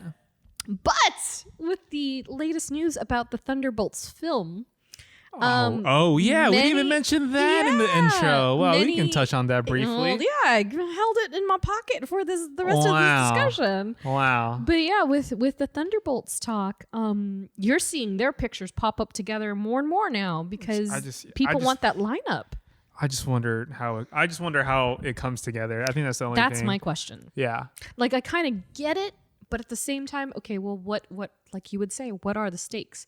What is the premise of this? What are they going to be? Are they going to be fighting each other? How do you get them together? Right. Like you said, what are the stakes? And they keep saying that tonally, it's like a Suicide Squad. Well, right? what's the purpose? And I'm like, okay, so you're taking I'm trying to put these people and these characters. You can't remake. You can't do the Suicide Squad though. Yeah, I'm trying to put them in that James Gunn scenario, and I'm just like, I would love to see it. Oh, of course. I just don't know how. Especially gonna go. because then it's involving characters that know and love. It's not like the Suicide Squad many are established. Where James introduced a bunch of new characters before killing them off, which is hilarious. What's his face? Mr. Kardashian was in the movie for like Davidson. 2 minutes. He was like, "Hey guys, I did it! Boom! Yeah. Oh, okay, damn. I was like the whole first 5 minutes of the movie, 10 minutes. I was like, it's half the team dying. Oh, this is insane. Okay, magnificent storytelling. Yeah, I don't know if you can do that.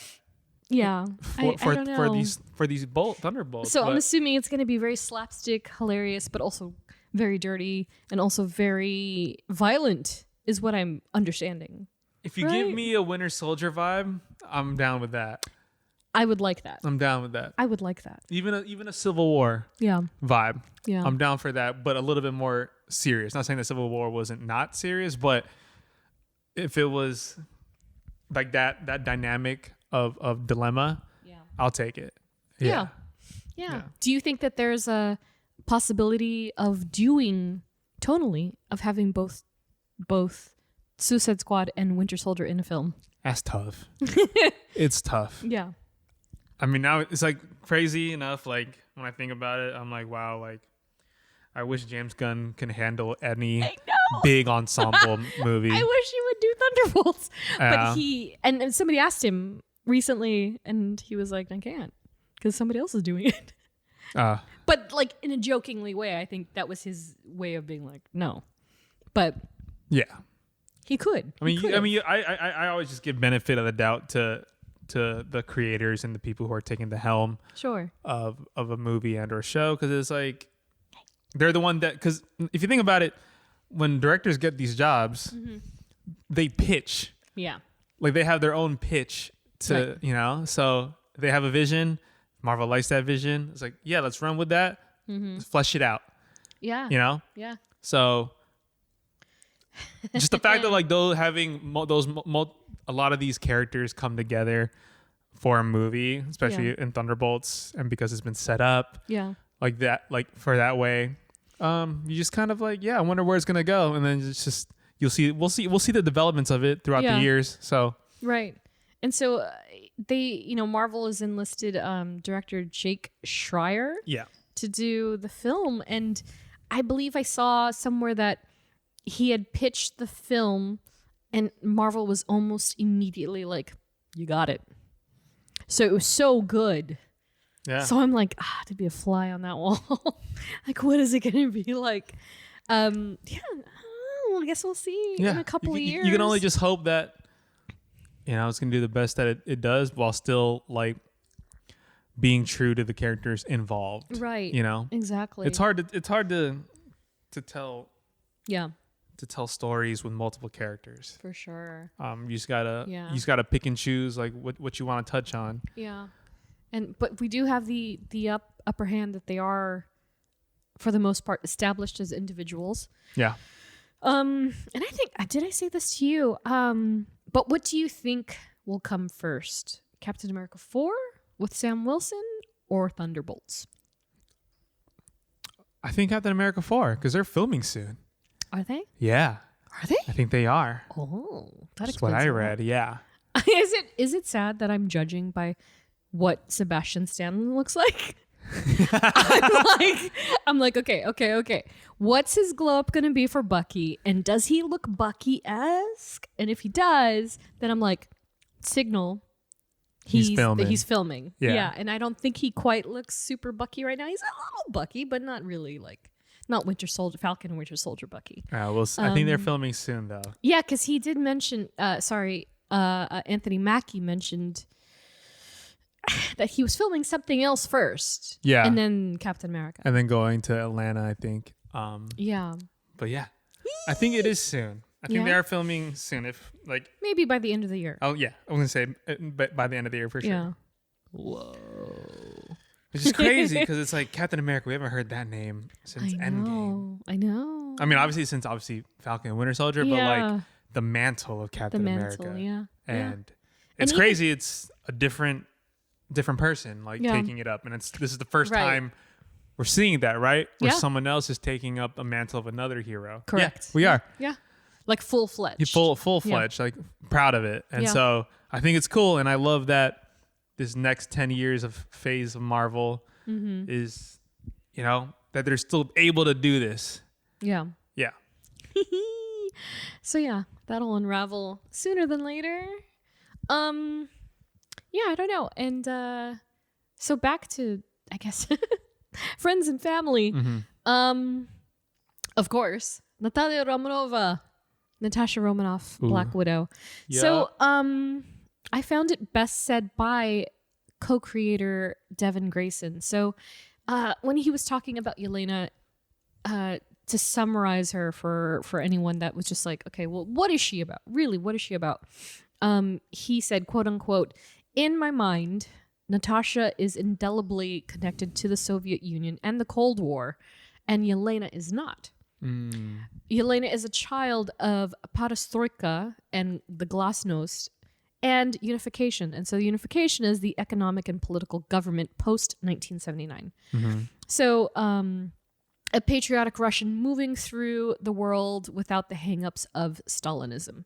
So essentially, Natasha as a character at her comic book roots is a very Cold War, old school, if you will, Black Widow, whereas Yelena is the new age. She's the more modern era. we've seen the results of what communism does to the government and its people. Yeah. I'm modifying the way that I do things as a result. Yeah. And then, of course, she is, in other words, loyal by choice, as opposed to Natasha, who is loyal by indoctrination, and so subsequently, perhaps inevitably, revised her primary allegiance. And so, despite the history between them, the widows have teamed up. It's very much, again, it's like flip-floppity, right? So yeah. So it's Yelena might be somewhere with all the intention of thwarting Natasha's mission. Yeah. Always inevitably helps her. Of course. Always ends up helping her. She always ends up saving her ass, doing whatever. And so they just, of course, as I mentioned, the Black Widow solo series, they just teamed up once again. And I think Yelena came in, I want to say first or second issue. Uh-huh. And she was actually disguised as a babysitter named Helen. So this comes back to the name thing. So yeah. Instead of Yelena or Elena, she was Helen. And so she was babysitting Natasha's miracle baby. Remember I mentioned she had a husband named James, who was not Bucky, and then a baby named Stevie. And so Helen was watching over the then brainwashed Natasha, who didn't know who she was. Yeah. Babysitting the baby just to keep an eye on her. Yeah. And also in her brain being like, you stupid widow. You're so stupid. You don't remember come who you on. are. Yeah, exactly. And then also, hello, baby. And so, of course, as we've said many times before, Natasha Romanoff, portrayed by Scarlett Johansson. I gotta say, like, I do love that movie, and I loved it more the second time onward, right? Yeah. And beyond the opening and the introduction to the characters, that whole introduction to Yelena and to them as adults in Budapest. Uh-huh. Budapest is like one of the coolest sequences, I think. Very, like, hands down, very cool. Like the whole, like, Natasha going back to these old stomping grounds. Yeah. And it speaking for itself. And then, like, to hear Yelena's voice from beyond the door for the very first time. I know you're out there. It's just like, and then the confrontation between the two of them is so telling for, like, you don't even have to be a comic book fan to appreciate what they did in that entire scene and them mirroring each other and having this sort of like rivalry, right? To people who are very familiar with the way that they are in the books, it was such a neat Easter egg that they were reflections of one another and contrasts to one another. Because, I mentioned in a previous in the Black Widow episode that these women have essentially endured so much with one another, specifically in the comic books, that during that mission, they got face swapped, right? Remember Yes. I told you. Yeah, and so in the books, they pulled a face swap like Face Off with Nick Cage and John Travolta. And it was a very, very elaborate plot that Natasha constructed to teach Yelena the meaning of being a spy. And so that was when, like, Yelena woke up with Natasha's face and Natasha had Yelena's face on purpose. Oh my gosh. And so they were mirroring each other. And so that sort of strange balance, I feel, was reminiscent in when they pull their guns out at each other. Yeah. And they're circling the room at each other and they're grabbing the gun from one another and they're basically kicking each other's ass. Oh my gosh. It's so very reminiscent to me of like these stories that they're never gonna, I mean, maybe never. Yeah. Probably never touch on in the comic books, and bringing that sort of element and spice and flavor on screen. Yeah. As Bucky goes completely freaking apeshit. God. And then something that resonates between the two characters, the two versions of this character. So, like I said, like when the widows had been very heavily in competition since they met, Natasha's own advice and guidance reluctantly absorb it's like Yelena absorbs all the teachings that Nat kind of bestows upon her, right? In the books. And like, you know, and I said I've been saying this over and over again throughout this episode actually, that there was just no identity. Yelena herself had no identity beyond copying Natasha Romanoff, being this Russian KGB agent. But Natasha ultimately is also the same person that like inspires her to pursue her own identity and become whoever Yelena Belova is supposed to be. And so I think in the MCU, I think that's similarly like, it's very much like the conversation that they have. And then they're talking about the whole mission and like also like, what are you going to do after this? Yeah. And the like, whole, what do you want to do? Yeah, what do you want to do? And then, I want the dog. Like, oh, the dog. Yeah, and it's and of course the entire vest thing. Yeah. The entire concept of the vest comes from what I feel is that sort of seed, that planted seed of the comic books too, that like, who is Yelena Belova? Who is she now? And it's like it caters to the MCU version so beautifully because it's in the vest means so much to her, not because it's a novelty and it has many pockets. Yeah. But it was the first thing she bought herself. Yeah. That wasn't from Which the is Red crazy. Room. Which is like Yeah. such like a small thing, but it Yeah. made such an impact on Right. everybody, and it was a huge character moment for her, you know. Exactly. Yeah. And so it's, again, like, you don't have to be a straight up comic book nerd to catch on to these things, but when you discover them as a comic book fan and realize, they kind of played back to that in that way, while also moving this version of Yelena forward in such a beautiful way. Yeah. I think they really did that very well. Because in the books, after the whole face swap situation, she retires. Okay. And then she decides to move down to Havana and become a lingerie model. Jesus. Again, you got to think Max, right? So that this story isn't necessarily Max, but the origins of Yelena aren't exactly, tame. So she becomes a successful lingerie businesswoman and model. Nice. In Havana during her retirement. And so I feel like in Hawkeye, like for instance, how she's like, okay, well, I'm just doing these jobs now.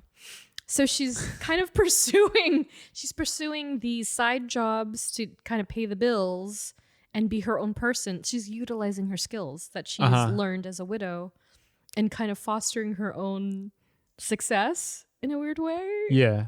And so I wonder, like, what is she doing? What's her day-to-day look like? Yeah. She's obviously not killing somebody every day, right? I mean, maybe. Well, I know she wanted to save widows.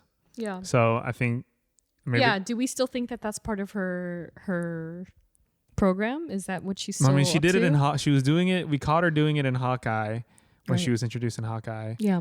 During that flashback before she got blipped, she broke into that house. Yes. Yeah, you're right. yeah. Yes. And she was trying to like save, but she ended up. She was like, she's like, I'm not. I'm good. Yeah. Like I have a family. Yeah, exactly. Which, speaking of, I do love how they show it finally, how it was when someone not only left and got dusted, but came back.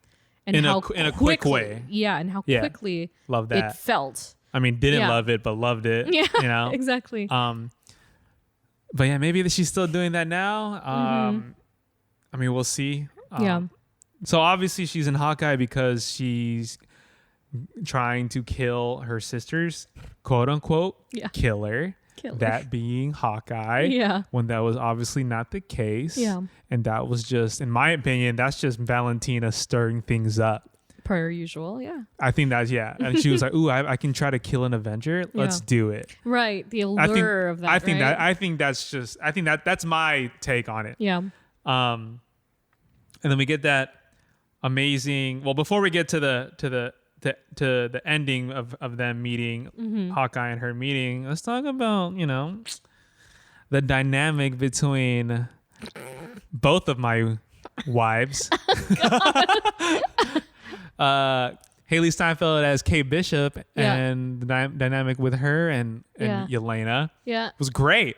Yeah. I know in the comics they're not. Nothing. Because they'd be amazing together on screen. Yeah, but it's kind of like what we said earlier, right? Like you can't have Alexi be her husband on Nat's husband on screen because it changes the whole dynamic and timeline. I think it's very much the same with Kate in that Yelena is supposed to be older than Kate in the comics. Kate is still like, way older. Yeah. You know, sure. Give or take, but they're also from very different worlds. 100%. Very different 100%. lingerie model. Yes. But yeah, you know, like Katie Kate in the books is like, again, she kind of like made a name for herself through the Young Avengers and then became and more or less took the moniker of Hawkeye before Clint actually passing it down to her. Yes. And so she is obviously more adult now because, you know, I mentioned she does have a kind of sort of relationship with America Chavez, which is another time bender that probably won't happen in the MCU for obvious reasons. But yeah, they don't in the comics. I couldn't ever tell interact. You. No, I couldn't tell you. They don't have the relationship like Clint and Nat. Yeah, but speaking of the Hawkeye series, I mean, they have great chemistry. They like their screen time together Hilarious, was just like, and they consider each other actually very good friends in real life. So I think so too. Yeah, I would agree. Yeah. But it goes to Yelena meeting Hawkeye. Yep. And I mean that's what I was waiting for. Obviously, that's what a lot of people are waiting for. Yeah, because it's like, how is? Well, that was my whole bet. I was like, I will bet $1,000 that she's gonna show up in Hawkeye, and then she did. But then what I didn't quite anticipate was seeing her establish this relationship with Kate Bishop, very much in the way that they obviously allude to that happened between Clint and Nat. Yeah. And so they even did the whole callback of the line, like, oh, it was the shot that I didn't take that really changed things. And then it happened again with Kate, where she doesn't shoot Yelena. Yeah, I loved like the setup of like even like that relationship, the friendship that they formed. It kind of set up the ending between, you know, Hawkeye and Yelena. Because it's like Yelena's trying to kill him. Yep.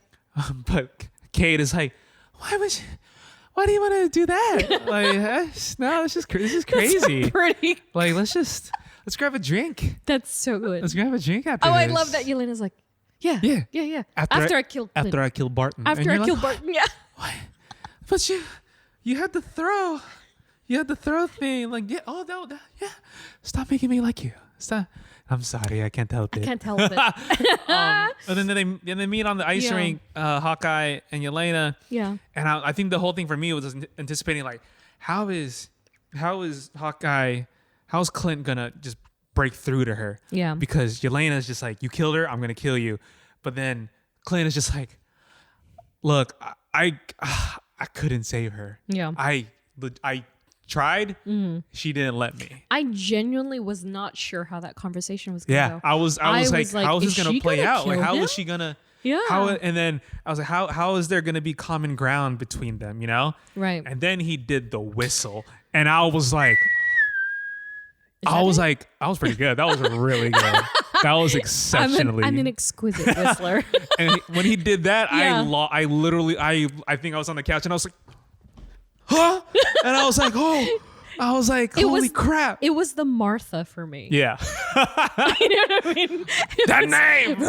How do you know that name? Who's Martha? And I was like, that's the only. That's the equivalent. And like, if you think about it, that's the only way that he would get through to her. Sure. Because he can say nothing. He can't say anything. He can't name names. She was not listening to him. Yeah. She did not give a crap. And it's like, how do you, like, you think you know her? You don't know her. That, and like, you do that. And she it's was like mowing him down. Yeah. And it's like, you know that call sign, and she's like, okay, dang, like, maybe you do know her like that. Right. Right. So, and the way that played out, I love that. And it's funny, they established this too. Yelena never misses. Mm-hmm. She never misses a kill. Which is funny because that's Clint's like subtitle. Yes. I cannot miss. Yes. And Yelena never misses on a kill as well. Right. So how do you have two of these assassins, you know? Clint is an assassin. Yeah, okay. that is very true. Ronan. So and they both decide to just miss. Like they're like they choose to miss. Yeah. And I think that's like another great character, you know, kind of development between them. But most importantly for Yelena, because she's the one that is going to have more story going forward. Like Clint's story is, I'm not saying it's coming to an end, but it is softly concluded. It's softly, he's a seasoned vet too. Yes, like he needs some closure too after what happened in Endgame. And I think that was it. And then so now you have Yelena into the mix, and it kind of pushes her character forward with that, and just kind of coming to grips of like she's gone. Like acceptance. Like it's like the steps of grieving. Exactly. Right? Yeah. Yeah. Accepting that she's gone. She was angry, and Revenge. first she was like, I don't know them by heart, but you know she was in denial, and then she got very angry about it, and then she was finally addressing it. Yes. And then she finally starts grieving because Clint has finally given her like the answer that she was looking for needed to hear. And her own permission. Like you have permission because you know, like Clint cares about Nat just as much as Yelena does. Yeah. So exactly. It's like I can't get mad at that. Right. I just have to accept that my sister is gone. Like we were supposed to grow old together type of thing. You know? Yeah. Well, it's like she says too in the middle of the movie. In the middle of the movie, though, when she is just like, "Where did you think I was all this time?" Yeah. And it's like, and that's when you kind of really get the idea that she wanted to know her sister. She was holding on. She was waiting for her sister all this time, and so the entire film they spend trying to they're rekindling, but they're also trying to get this mission done so that they can further rekindle.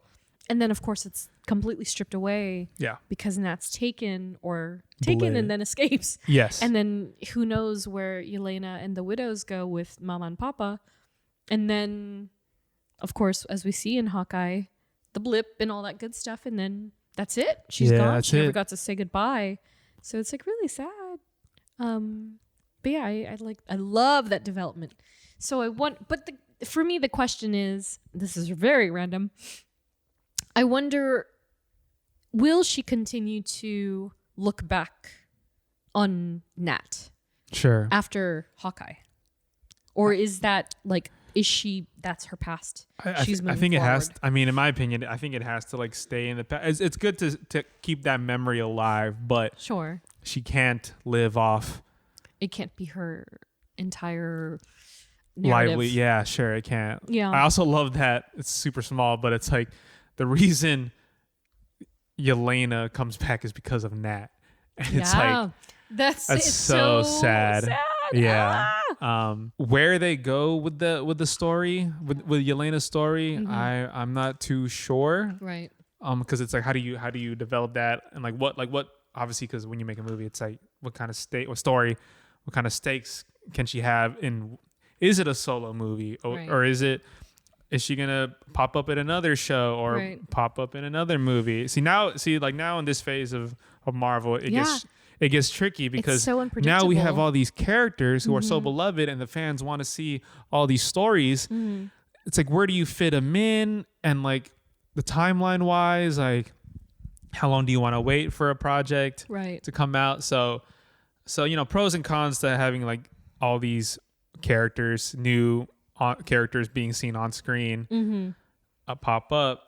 It's like, all right, well, what do we do now? Because the fans just want more and more, and rightfully so. I didn't say the same. I get it, but it's also it's a movie business. You can't pump these out like YouTube videos. Exactly. Yeah. These take time. These take development. A lot of factors go into place, especially for them to be meaningful. Exactly. You don't want to just make a 2-hour movie or a 6-hour show and just have them do friggin' fight scenes all the time and make quips or there's no meat into it. You know? Especially with somebody so promising like Florence Pugh. Exactly. She's just a phenomenal Killing actor. Yeah. So Yeah. It'll be very interesting to see. But what I do like about Kate and Yelena's relationship is that it is revisiting the Archer and the Widow story. And I wonder if they're kind of going to fill in the gaps that we didn't necessarily see when it came to Nat and Clint back in the day. Because like Budapest even, right? Like you hear about Budapest from the very first day, essentially, with Avengers. They're both together, yeah. And then you just never see it until Black Widow. Just like Budapest, huh? Wild. You and I remember Budapest very differently. Very differently. And so I wonder if, are they going to have these sort of Johnson and Avengers adventures together, or are they really going to be two separate, segmented off characters? You know? And that's the tough thing to kind of like to deal out. Yeah. It's like, do we want to put these two together, and like also, how they did Falcon and Winter Soldier, right? But then it's like, you know, people love to see them as have a solo project, right? And also, are they going to overplay the card, like the hand, too much? Like they've already done that with Clint and Nat. Do we need to see another Widow and Archer together, or is it going to be different? Now is it strictly just because of who's playing them? You know, right? Like a lot of factors, and like it's easier said than done, and it may seem easier on paper, like as a fan saying like, oh yeah, just put Florence and Haley in a show together, have them do adventures or a movie together, and then like kind of like just let them. And it's just like, okay, look, you got to get agreements from the actors. You got to make sure their stories progress. You got to make sure the studio's down. Like, how much money do you want to budget it for? And it's I feel like they would exhaust the characters if they did that. Yeah, I really think that.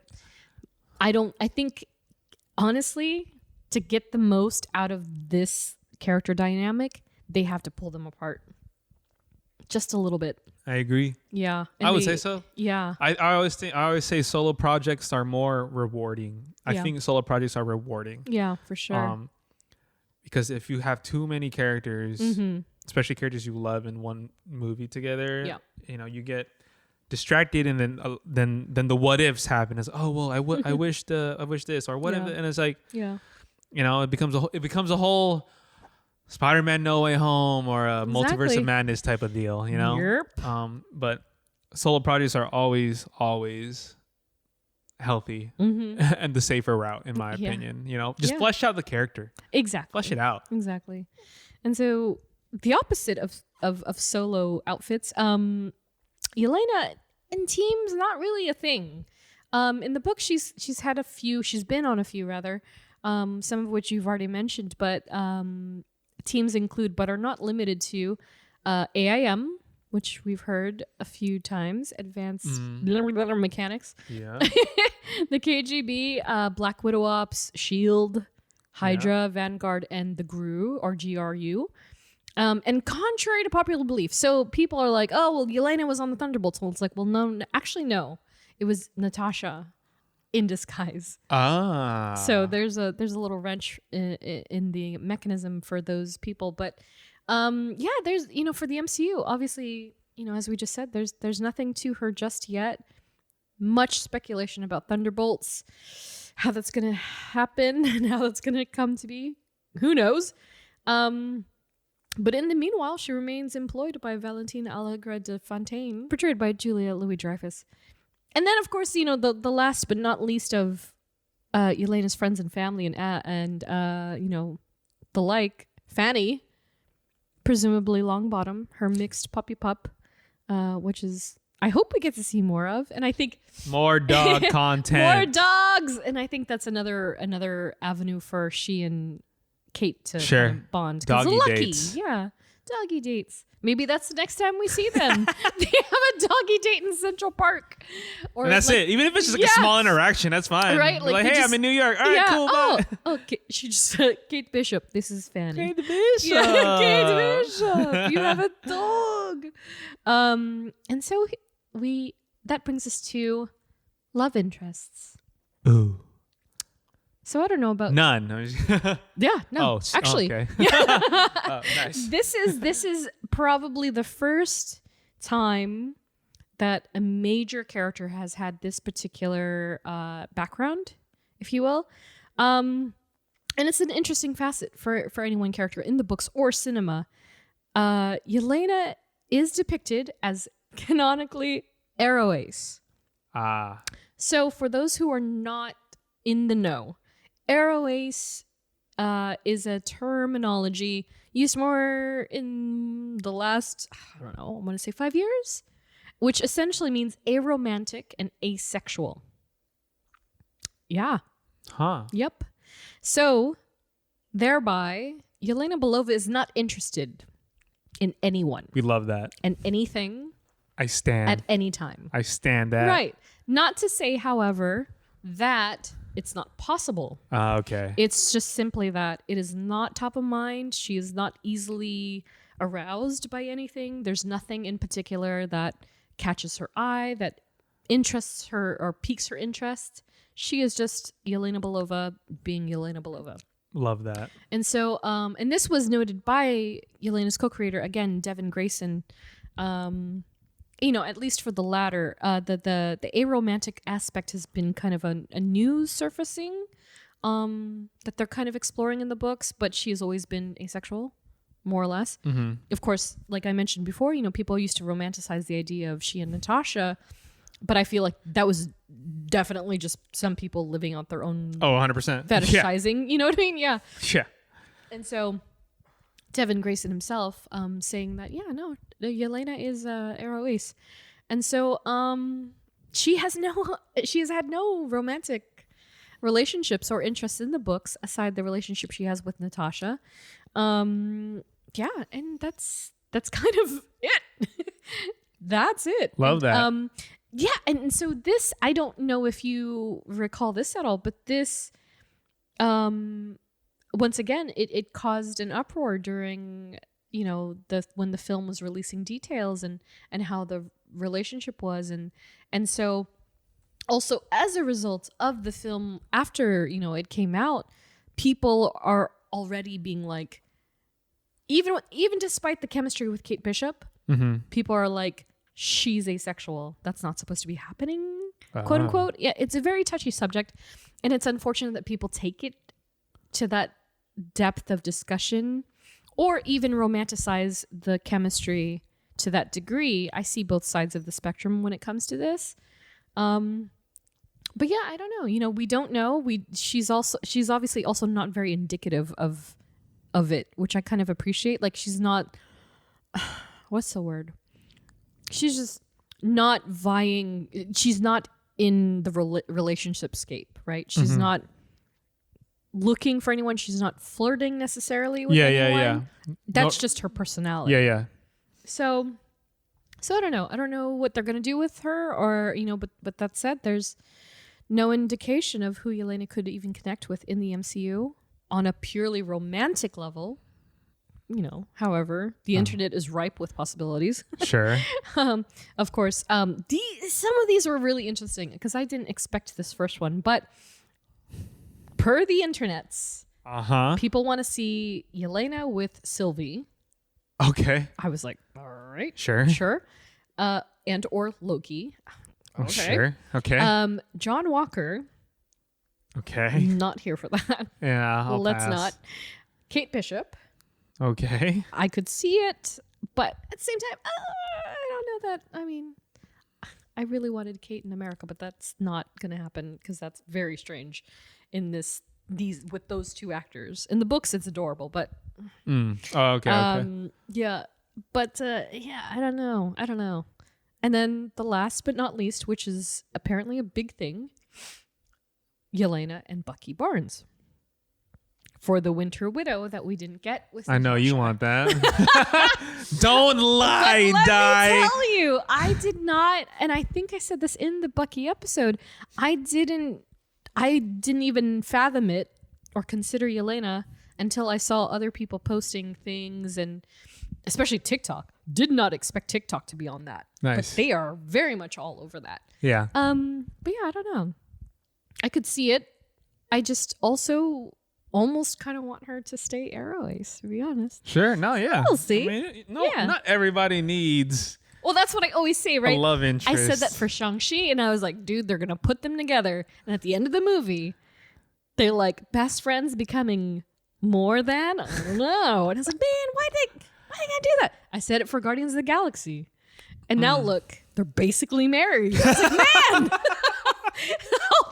all the characters that I really like, and also including Bucky Barnes, like people are like, Sam and Bucky. And I was like, can't they just be friends? Can't they just not do no the one thing? can have platonic relationships Right, anymore, I'm like, man. platonic relationships absolutely exist. Can we just They do exist. remind everybody? And it's the best. It is, right? Life is so much easier. Bro.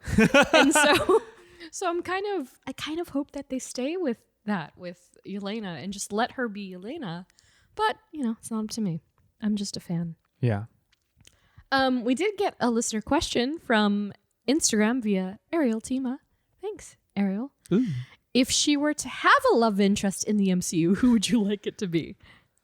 Gosh. My vote is definitely Bucky. Yours is Bucky? Oh, for sure.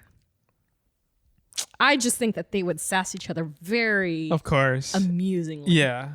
Yeah. I don't know if I can think of one. Because I felt like she was so... Because no one set her up to be with anybody, Right. really. I'm just like, I'm enjoying Yeah. who you are Yep. right here. And Yep. because of her personality, super strong. Yep. She's not dependent on anybody. Exactly. So I feel like, honestly, I don't think I can't answer it. I love that though. Yeah. That's my Because number one I don't answer. see her with anybody at Same. all. Same. 100%. So- Yeah. I don't at all. But if keep- I were, I'll tell her just keep kicking butt. And, Yeah. just hard same. keep going. Keep going, sister. Yep. Hope that answers it for you, Ariel. So let's move on to aesthetic. Ooh. Aesthetic. You can do the Yelena dance. So as you can see on once again on this comic book, crop top city, baby. She's just, let's show the abs, let's show the midsection. That is just, that's just also peak just 90s. It's so 90s. Like, I don't know, man. Like that. It's just very interesting, right? Because you do have Natasha with this like cat suit that zips down in the middle, right? And just a full crazy. figure body. I just, yeah. how but they drew like women Yeah. in like, It's like, in the 70s, 80s, 90s. we mentioned this in blows the Scarlet. my mind. Yeah. We mentioned this in the Scarlet Witch episode where I was like, yeah, they Yeah. drew boob socks. Straight Boob cleavage, socks man. everywhere. I was like, my God. I'm Yeah. like, look, I'm a guy, obviously. Sure. And then like, cool. Yeah. But it's also just like, whoa. Yeah. It tells you who's creating the books for Yeah. sure. So, yeah, in the books, as mentioned, she had the crop top. Thankfully, they avoided that for the MCU. It just wouldn't work. Even if they did try it, I don't think it would work. It wouldn't work in today's society. Like for nothing. Sure. I mean, sure. And even if it's in today's society or not, like even if someone would do a skimpy outfit, It's I just guess, not real. whatever. And it's not practical. Yeah, it's not practical. Yeah, it's just not. Like, well, it's kind of interesting because, if you look at Natasha's like glam up, right? Like Yes. she kind of went from this very catsuity, the zipper is down halfway. Yes. In Iron Man In 2. Iron Yeah, Man sure, 2. sure. Yeah. And then you look all the way up to Black Widow and it's much more covered, much more It's an actual like tactical suit. It's an actual tactical You know? suit. And so of course the costume designers in the MCU for Black Widow, Janny Tamime and Lisa Lovis. But the first Black Widow outfit is that one that's the one that she guts Oksana in. And she's got the kind of pointy shoulder pads, and it's very much like the modern Widow, like standard. Everybody has that same suit. Yeah. And then of course the casual wear, which is like the very, Gen Z oversized coat look with the shirt and the jeans.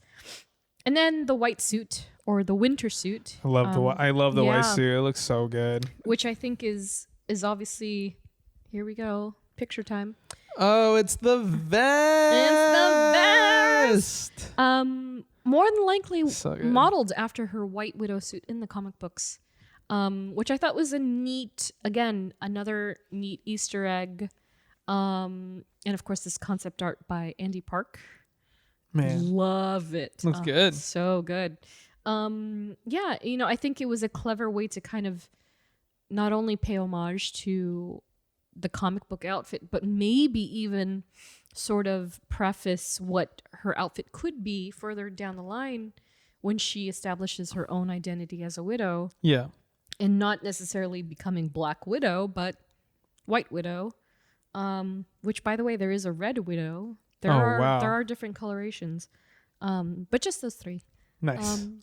And of course the iconic vest, which and here's the pale little spider White Widow outfit. Speaking of, that looks cool. it's much better than the crop top. Oh, I'll say.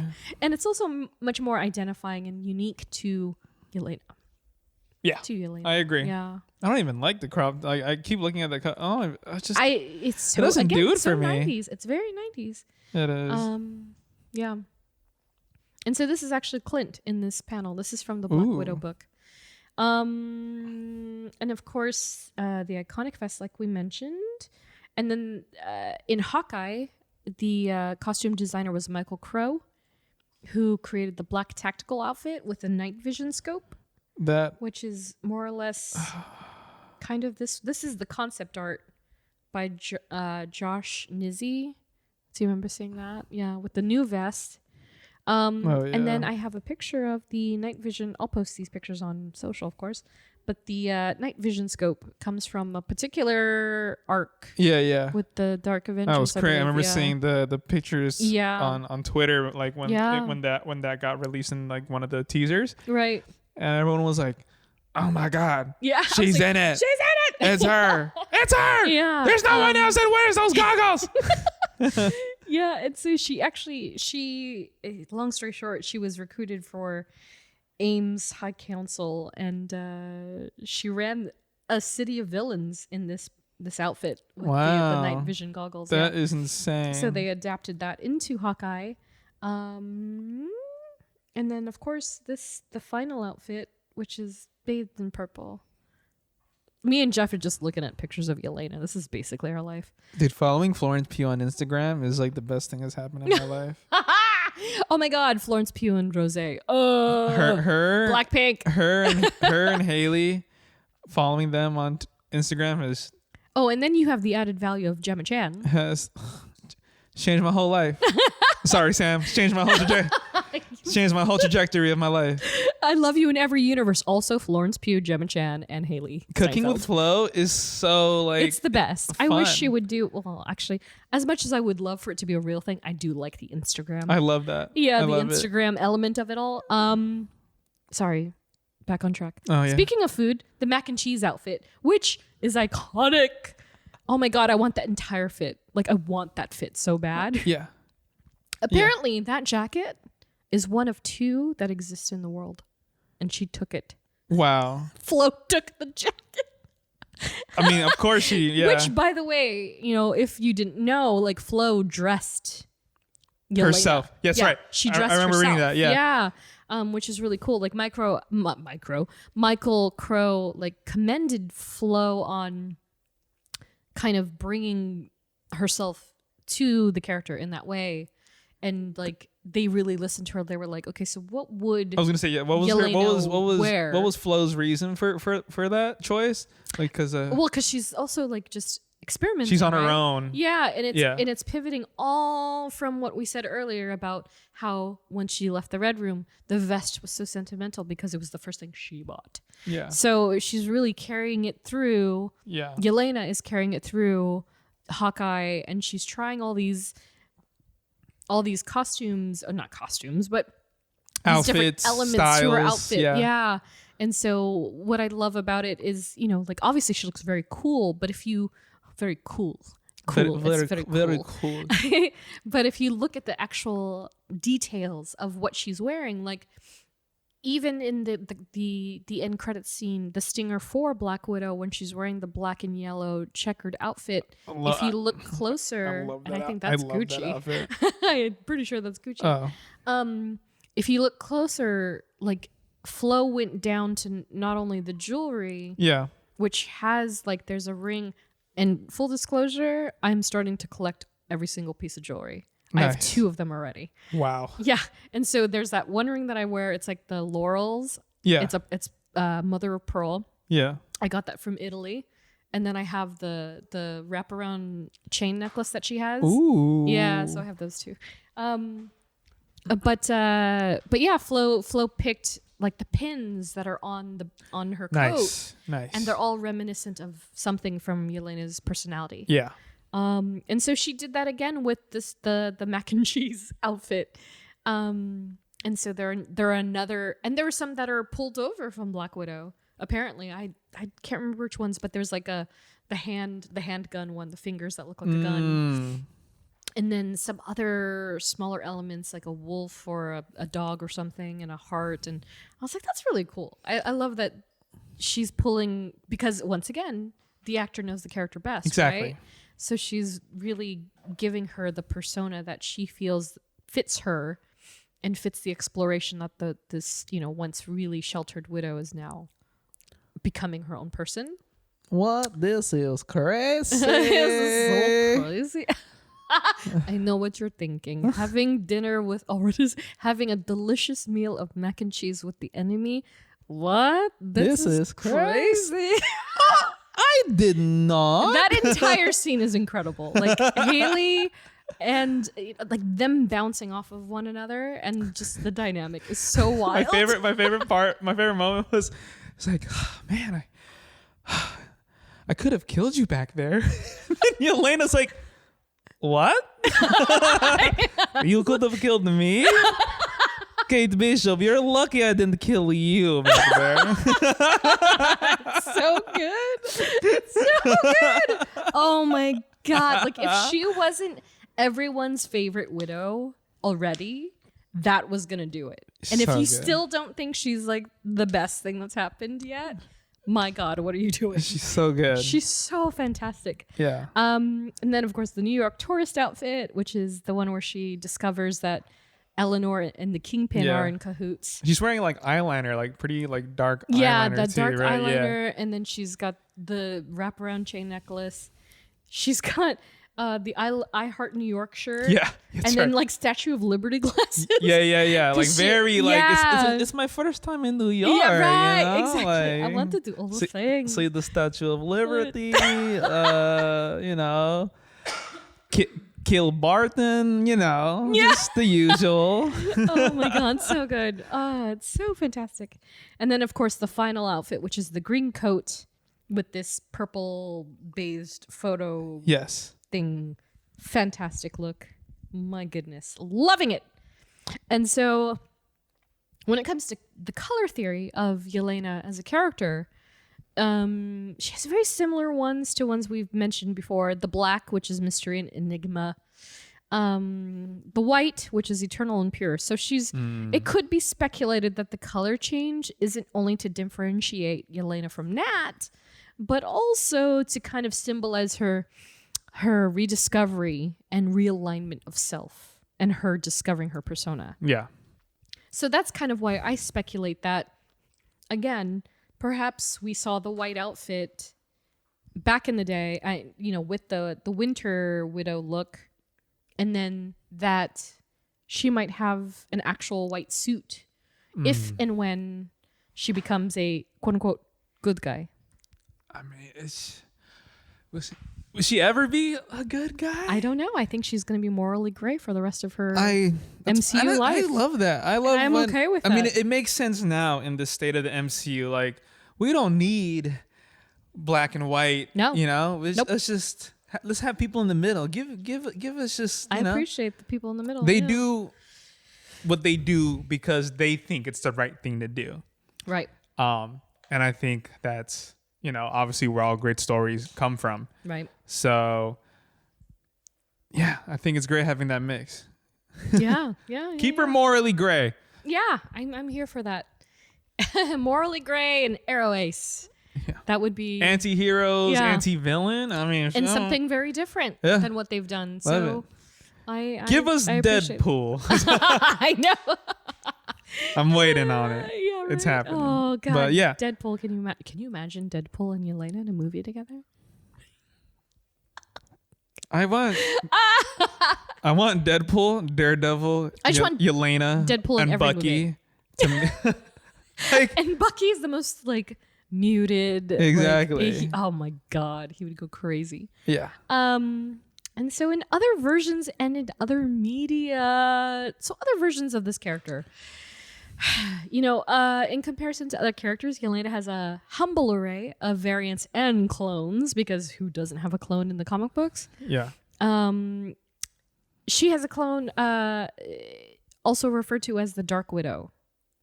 So see, again, they have different shades. I mean, you got to see both sides, Right. Show them both sides. Right. And so the clone thing is a very interesting arc in the books. Essentially, Natasha had a clone as well, and Natasha's clone activated 3 of Yelena's own. So how familiar with Evangelion are you? With who? Evangelion. Neon Genesis Evangelion, the anime. Nah. Not at all. Nah. Okay. Well, spoiler alert, one of the main characters, she has light blue hair. She's very pale. Her name is Rei Ayanami. Mm-hmm. And she is essentially a clone of somebody's DNA. But the kicker is the creator of she and her clones is basically incubating hundreds of them. Ew. And so, it's very, you don't even know what I'm seeing in my head. It's very gross.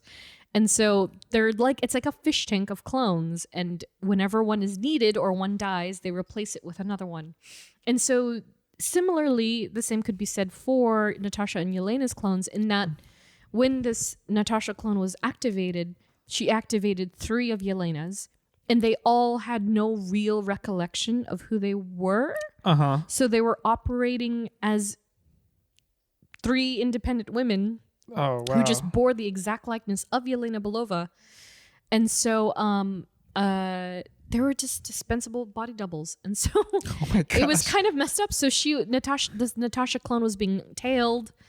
Of course somebody's coming after her, and she would dress the clone up as herself, and the clone would get its head blown off or something, and she would run off to like live another day. So she basically used them as like to serve her own.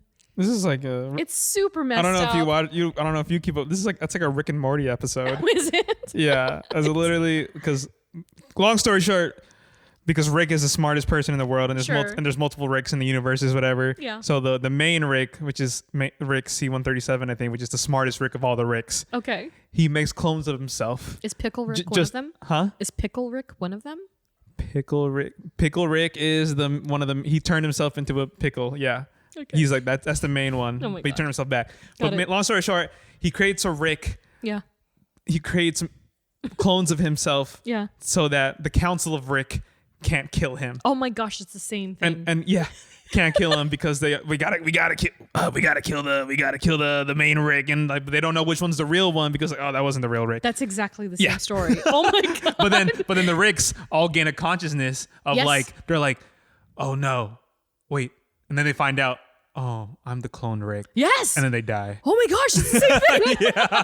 Because the third one is still flying free somewhere. Yeah. Which is also, if you recall from our Gwen Stacy episode, there's a Gwen Stacy clone that changed her name, and she's out in the world just living her life. And basically, the Ricks, they don't know they're the clone until they're like, damn. Yeah. Okay. Until they're met with the main Rick, and they're like, right. Yeah, well, okay. Yeah. Yeah. So it's that story, basically. Oh my gosh. And then, of course, there's Earth 807128. So you might have seen this if you follow Marvel on social media. They have that Old Man Logan Wastelanders podcast or live like podcast play that they always promote. Yes. And so from time to time you might see a widow that's part of this series. And so I can attest that the first time I saw it, I was like, oh wow, so they're doing old woman widow, right? And I thought it was Nat. Yeah. It's actually Yelena. Wow. Yeah, so Earth 807128 essentially takes place in the ruins of Wasteland, which is known as America with a K. Whoa. America. That's dark. It's super dark, and that says a lot. And so this takes place. This, I think, is very interesting. Not quite enough for me to listen to the radio show. I would like to. I just don't have the time. But there is a comic book counterpart for this. Yeah. So this storyline takes place 50 years after the heroes were slaughtered. So America's heroes, superheroes, are just like almost non-existent. They're rare and far and few between. Yeah. America with a K is divided up among head villains. So this is like Doctor Doom, Norman Osborn, I think, and so a few others. And it's essentially leaving this apocalyptic countryside filled with more corruption, oh my gosh, and more waste and more just anything you can imagine in a post-apocalyptic world to look like. It's this. And so this Earth and its characters was actually created by writer. Well, this Yelena was created by writer Stephen DeKnight. If that name sounds familiar, he was he developed season 1 of Marvel's Daredevil. Oh, yes. That guy, yeah. And so he, as well as an artist named Well B, who goes by the moniker Well B, aka Velibor Stanojevic. So the two of them together created this alternate universe, Yelena Belova, and she first appears in Wastelanders #1, Black Widow #1, and then she at the core is an alternate. She's an alternate universe version of the 616 Yelena, pretty much. So she's very much the same. There's nothing really drastically different about her. Yeah. From the one that we know and have discussed in this episode. And she instead in this universe was trained by. This is the biggest factor of all. She was trained by Natasha. Okay. And so the Natasha, of course, again was kind of laced with the formula, and so she's teaching this Yelena like this is these are the ropes that you're gonna have to go through life with it. It's gonna be really tough for you because you won't have these enhancements. So utilize your brain rather than the brawn. Yeah. And so of course that also comes with the fact that it's a post-apocalyptic world like run by villains. So and her primary mission in that universe is to overthrow the Red Skull, who is one of the head honchos. A Red Skull universe. How about that? That is so many universes, man. Like it's insane. Yeah. Well, not too many. I think there's just enough. And then on the MCU side, there's obviously yet to be seen, but there is an Avengers Assembled cartoon version, and she appears in seasons 3 and 4. She's voiced by Julie Nathanson. And we received a listener comment from Instagram super fanboy guy. Hi there, Brandon. Who would be Yelena's equivalent in the DC universe? And so I thought this was an interesting question. Whoa. Yeah, because to be honest, I feel like there's not a distinct, exact counterpart. Like you could probably pull a few characters together. And I don't know many DC characters, at least on a street level. Right. And so personally speaking, from my level of very average, if less than DC knowledge, I would upfront say a bit of Black Canary with a bit of oh my gosh. A bit of my girl Huntress. Okay. I almost forgot her name. Holy cannoli. A bit of both, but still, even then, not quite, because I almost relate Black Canary to Mockingbird much more, and she is actually quite, like, they're actually, Mockingbird is definitely modeled after Black Canary. But yeah, I don't know. And I looked it up, and of course, there is a Black Widow in the DC universe, and her name is Clairvoyant. And as you can imagine, she was a murdered medium who becomes an ambassador for Satan. Love that. Definitely her. not Yelena Belova. Go her. But yeah, and then otherwise, you know, the internets do speculate that Black Canary is probably the best candidate for a widow, not necessarily Yelena. Yeah. So take that as you will. Hope that answers the question. Huntress is the best. Just saying.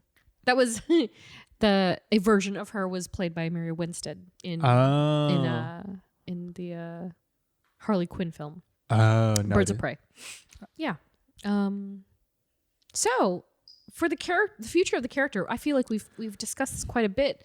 But yeah, you know, and you know, of course, listener Andrew Frank 17 also asks, you know, where would you like to see Yelena appear next, and where do you think she will appear next? Well, I mean, we talked about the Thunderbolts a little bit. Yeah. I would like to see her before. Yeah. 2 years. Like I said, I would love a solo project. In what capacity?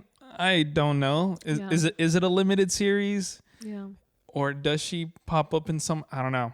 And even then, it's still like, where would she even pop up? Yeah. Right. You got. I mean, you can't just pop these characters into stories. You know, in each other's stories. So I know, especially considering I believe that more than ever because I was so sure that Dane Whitman was going to show up in Moon Knight, and then he didn't. And it seemed logical, at least from my perspective. And then they were like, we almost had a character from the Eternals. And then it was Kingo. I was like, Kingo? Also, you have to think that if you were to have any of these characters make cameos in another projects, like that costs money, man. Like, yeah, exactly. Like if you think about like if I see it all the time on social, it's like oh, this was a wasted opportunity to not put you know XYZ into this show or film, and it's like you want to waste that money just for a cameo, just for them to appear. Like why not use the money to you know put them in a project, like a full-fledged project, rather than like have them say maybe 3 minutes of screen time, which is already a lot of screen time in movie world. Right. So it's like the whole I think the whole cameo thing is just ruined. Well, you know, a great example of that is, I believe, James Gunn's The Suicide Squad, where at the very end you get Ezra Miller. Ezra Miller. Oh, Peacemaker? Oh, it's Peacemaker. Peacemaker. Yeah. There you go. Still James Gunn. I was kind of right. Where they do have Ezra Miller and Jason Momoa, but not Gal Gadot. Gal Gadot or Henry Cavill. And Henry Cavill. Which I get. Like also, sure, of course, the schedules, but also. Quick side note on the Henry Cavill thing. I don't know if this is true, but I read it and I tried to do a little bit of research to see if it was true. Give me some good news, Jeff. Netflix owns the rights to Henry Cavill's face. Oh, that could be like I could be just me, just me just reading random stuff. That's very strange. But like I was just because of something that I don't know. I forget what a deal it was whenever it did happen. But I was just like, that's an interesting. Yeah. Was it an NFT? I don't know. But the whole going back to the Henry Jason Momoa and Ezra Miller. It also I read there was an article behind the scenes of it. It fit in the schedule because they were shooting in the studio, but they're friends of James Gunn, right? You know, right? Maybe they got paid for it. Maybe it was either at scale or maybe they were just like, "Hey, we're here. Let's just do it. Yeah, and we'll film it. Yeah. But and they're friends. Yeah. So and they know each other. So it's like a lot of factors go into even having cameos, right? But like that's also different because the cameos that came about are already established characters, and Peacemaker is just a series that takes place in the DCEU. Right. So it was just funny, you know? Yeah. It's like it's a quick like nod. Whereas these characters in MCU,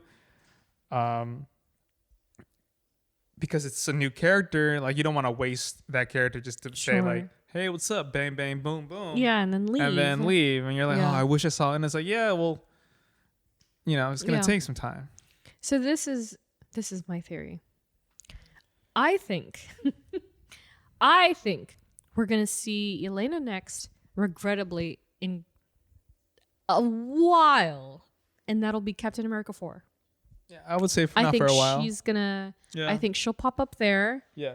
I think she could be potentially tailing the Power Broker, Sure. which could bring her in the crosshairs, or at least at the crossroads of both Captain America and Winter Soldier, or White Wolf, whichever he decides to be.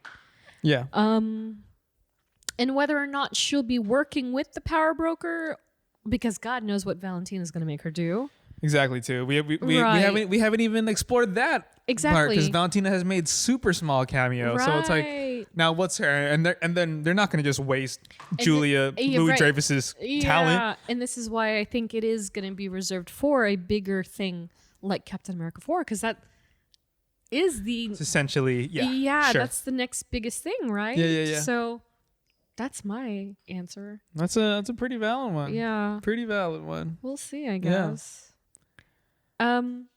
Almost was. Oh. Any ideas? None that I can think off the top of my head for Yelena.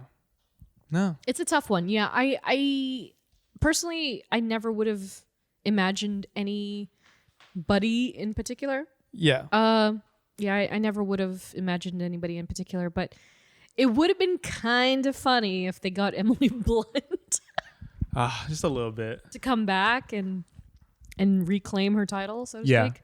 But that would be more for insider fan service than anything. Oh, for sure. Yeah. I definitely wouldn't replace Flo with anybody. I 100% agree. Love everything that they represent with her. I love what she's done with the character. Yeah, but almost was. So among the short list of actors that auditioned for Yelena, or even came close to actually getting the role instead of Flo, included but is not limited to Alice Englert from Beautiful Creatures and Ratchet. Okay. Did you watch Ratchet? Not too familiar now. Yeah, I watched the show and I know her from the show, but she wasn't exactly like a star of the show. So she's kind of like a sideline girl, at least in that series. Yeah. Saoirse Ronan, and her name's come up quite a bit. Oh, wow. I forgot who else. I think maybe Gwen. I don't remember, but she's been named as a few Marvel heroes. So I get the idea that they're trying to get her into the MCU. They just don't know as who. Yeah. And of course, she's from Little Women with Flo and Atonement. Dar Zuzovsky, who is apparently a model, and she's known for TV drama. And then Emma Watson. Wow. Not Stone, but Watson. Wow. Yeah, so that's another interesting choice. But I did read that ultimately with Emma Watson, she's just not a child assassin. She's not a premier child assassin.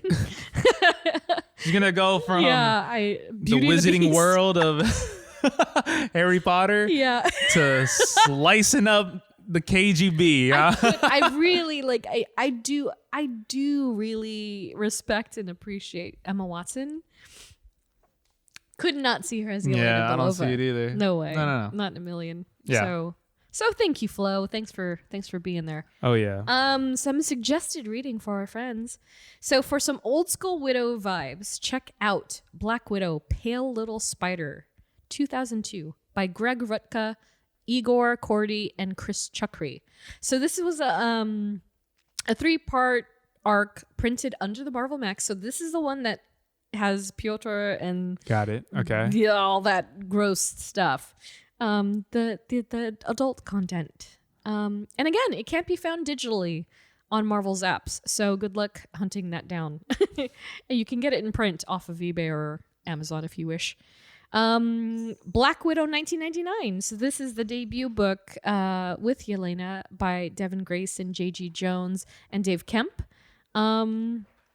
And for a more modern feel, if you want some more modern stuff, check out Black Widow 2020 by Kelly Thompson, Elena Casagrande, Rafael de la Torre, and Jordi Belair. Jordi Belair's colored me a couple of times. She's the one that colored me in Batgirl. Oh. Yeah. Jordi Belair. I remember that. Yeah. And Yelena's peppered into that storyline more after the first few issues. and climbing. And so she's in, I believe, in most of that run. And I don't know if they're going to cold stop it now that it's been canceled or not, or they're actually going to tie it up. But check that out. Beautiful covers by Adam Hughes. And last but certainly not least, Winter Guard 2021 by Ryan Cady, Jen Bazaldua, and Federico Blee. For those solely familiar with the Black Widow film and its characters, this is a good warm-up book that's only 4 issues. And who doesn't love a good Dracula cameo? It's really strange. So that's the end of the show. Ooh. We love our girl. We love our girl, and we didn't even fight over her. I know. That's it's okay. We can share. We can have an agreement. I hope Hand-shaking emoji. Florence Pugh hears this at... We love you. I'm going to tag her in everything. Just like aggressively just tagging keep spamming everything. her. Ghost tagging everything. Yeah. My wish is that Florence Pugh, like if I ever meet Florence Pugh and it's the right situation. Oh, yeah. I am the person that genuinely respects people when I first meet them. Yeah. But with Florence Pugh, I will be like, hi, I'm such a fan of your work. Do you want to date for like a minute? Like just one, like literally, I'll be like 1 minute, just 1 minute. And see what she says. I feel like she would be game. Like 1 minute? All right, okay, let's cool, do it. let's go. Yeah. 100%. 100%. You got to shoot your shot, Jeff. I mean, I do not blame you. There I we would go. totally just be flustered and just be like, I love you, I love you, I love you. I love that. And be like, so I love you in everything that you do. Yeah, I love you in every universe. It's the moments that will stick with us that we'll have individually. I but truly hope we're together. If either of us is going to meet her, I hope we're together.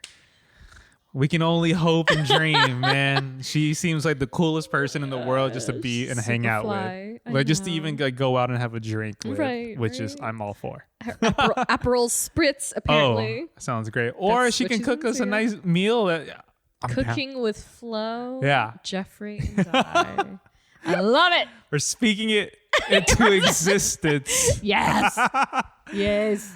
But Yeah, so thanks for listening, guys. Next episode. So we're gonna finally do this. We're gonna cross off the last main Avenger. That's right. On our list. Yes. And that is the one and only Incredible Hulk himself. Yes. Bruce Banner. Mm-hmm. So yeah, in about 2 weeks' time, please join us for that. We are Groot Salute to Laura, Andrew, Robin, Jenny, Ed, Ariel, Joe, Liz, Melanie, Katie, the Arachnerd, Tyler, Ashley, Nats, and Claire. I just need all of you to know that Geoffrey salutes you literally when I read these names. I do this actually pretty much every episode. You do, and every I'm episode. Like, no one's ever going to see it, but you got to do it. I see it, Jeff. I can convey for you. You got to do it. Follow us on social at STRKCN. Oh, did I mess it up? No, I didn't. Oh, you're good. You had it. STRKCNTRST. And if you like what you hear, rate, review, and subscribe. Yes. And also, if you're going to be at Heroes Con, I will be at Heroes Con next week in North Carolina. This episode comes out on Saturday. So yeah. Dai is at every con, guys. Dude, it is con season. Next month, don't even ask me. I am gone 3 shows. How you feel about con season is how I feel about concerts and festivals this year. It's kicking my butt. It is kicking my butt. Yeah. Kicking it like hard. They're like, oh, you want to see this smokes. artist? Boom, they're right here. Yeah, you want to see the same artist at a festival though? Boom, this festival. Yeah. So can't win. We are going through it. So, but yeah, once again, guys, thanks for listening, and we will catch you in the next one. See you. Bye. Bye. So what do you want? Well, it's my first time in New York. But it's a business trip, so time is limited. But I do want to see some things. I want to see the Empire State Building, the new and improved Statue of Liberty, and the Rockefeller Center. Very funny. What, it's not good? Oh no, they're great. Yeah, you've got to see the tree. Exactly. See?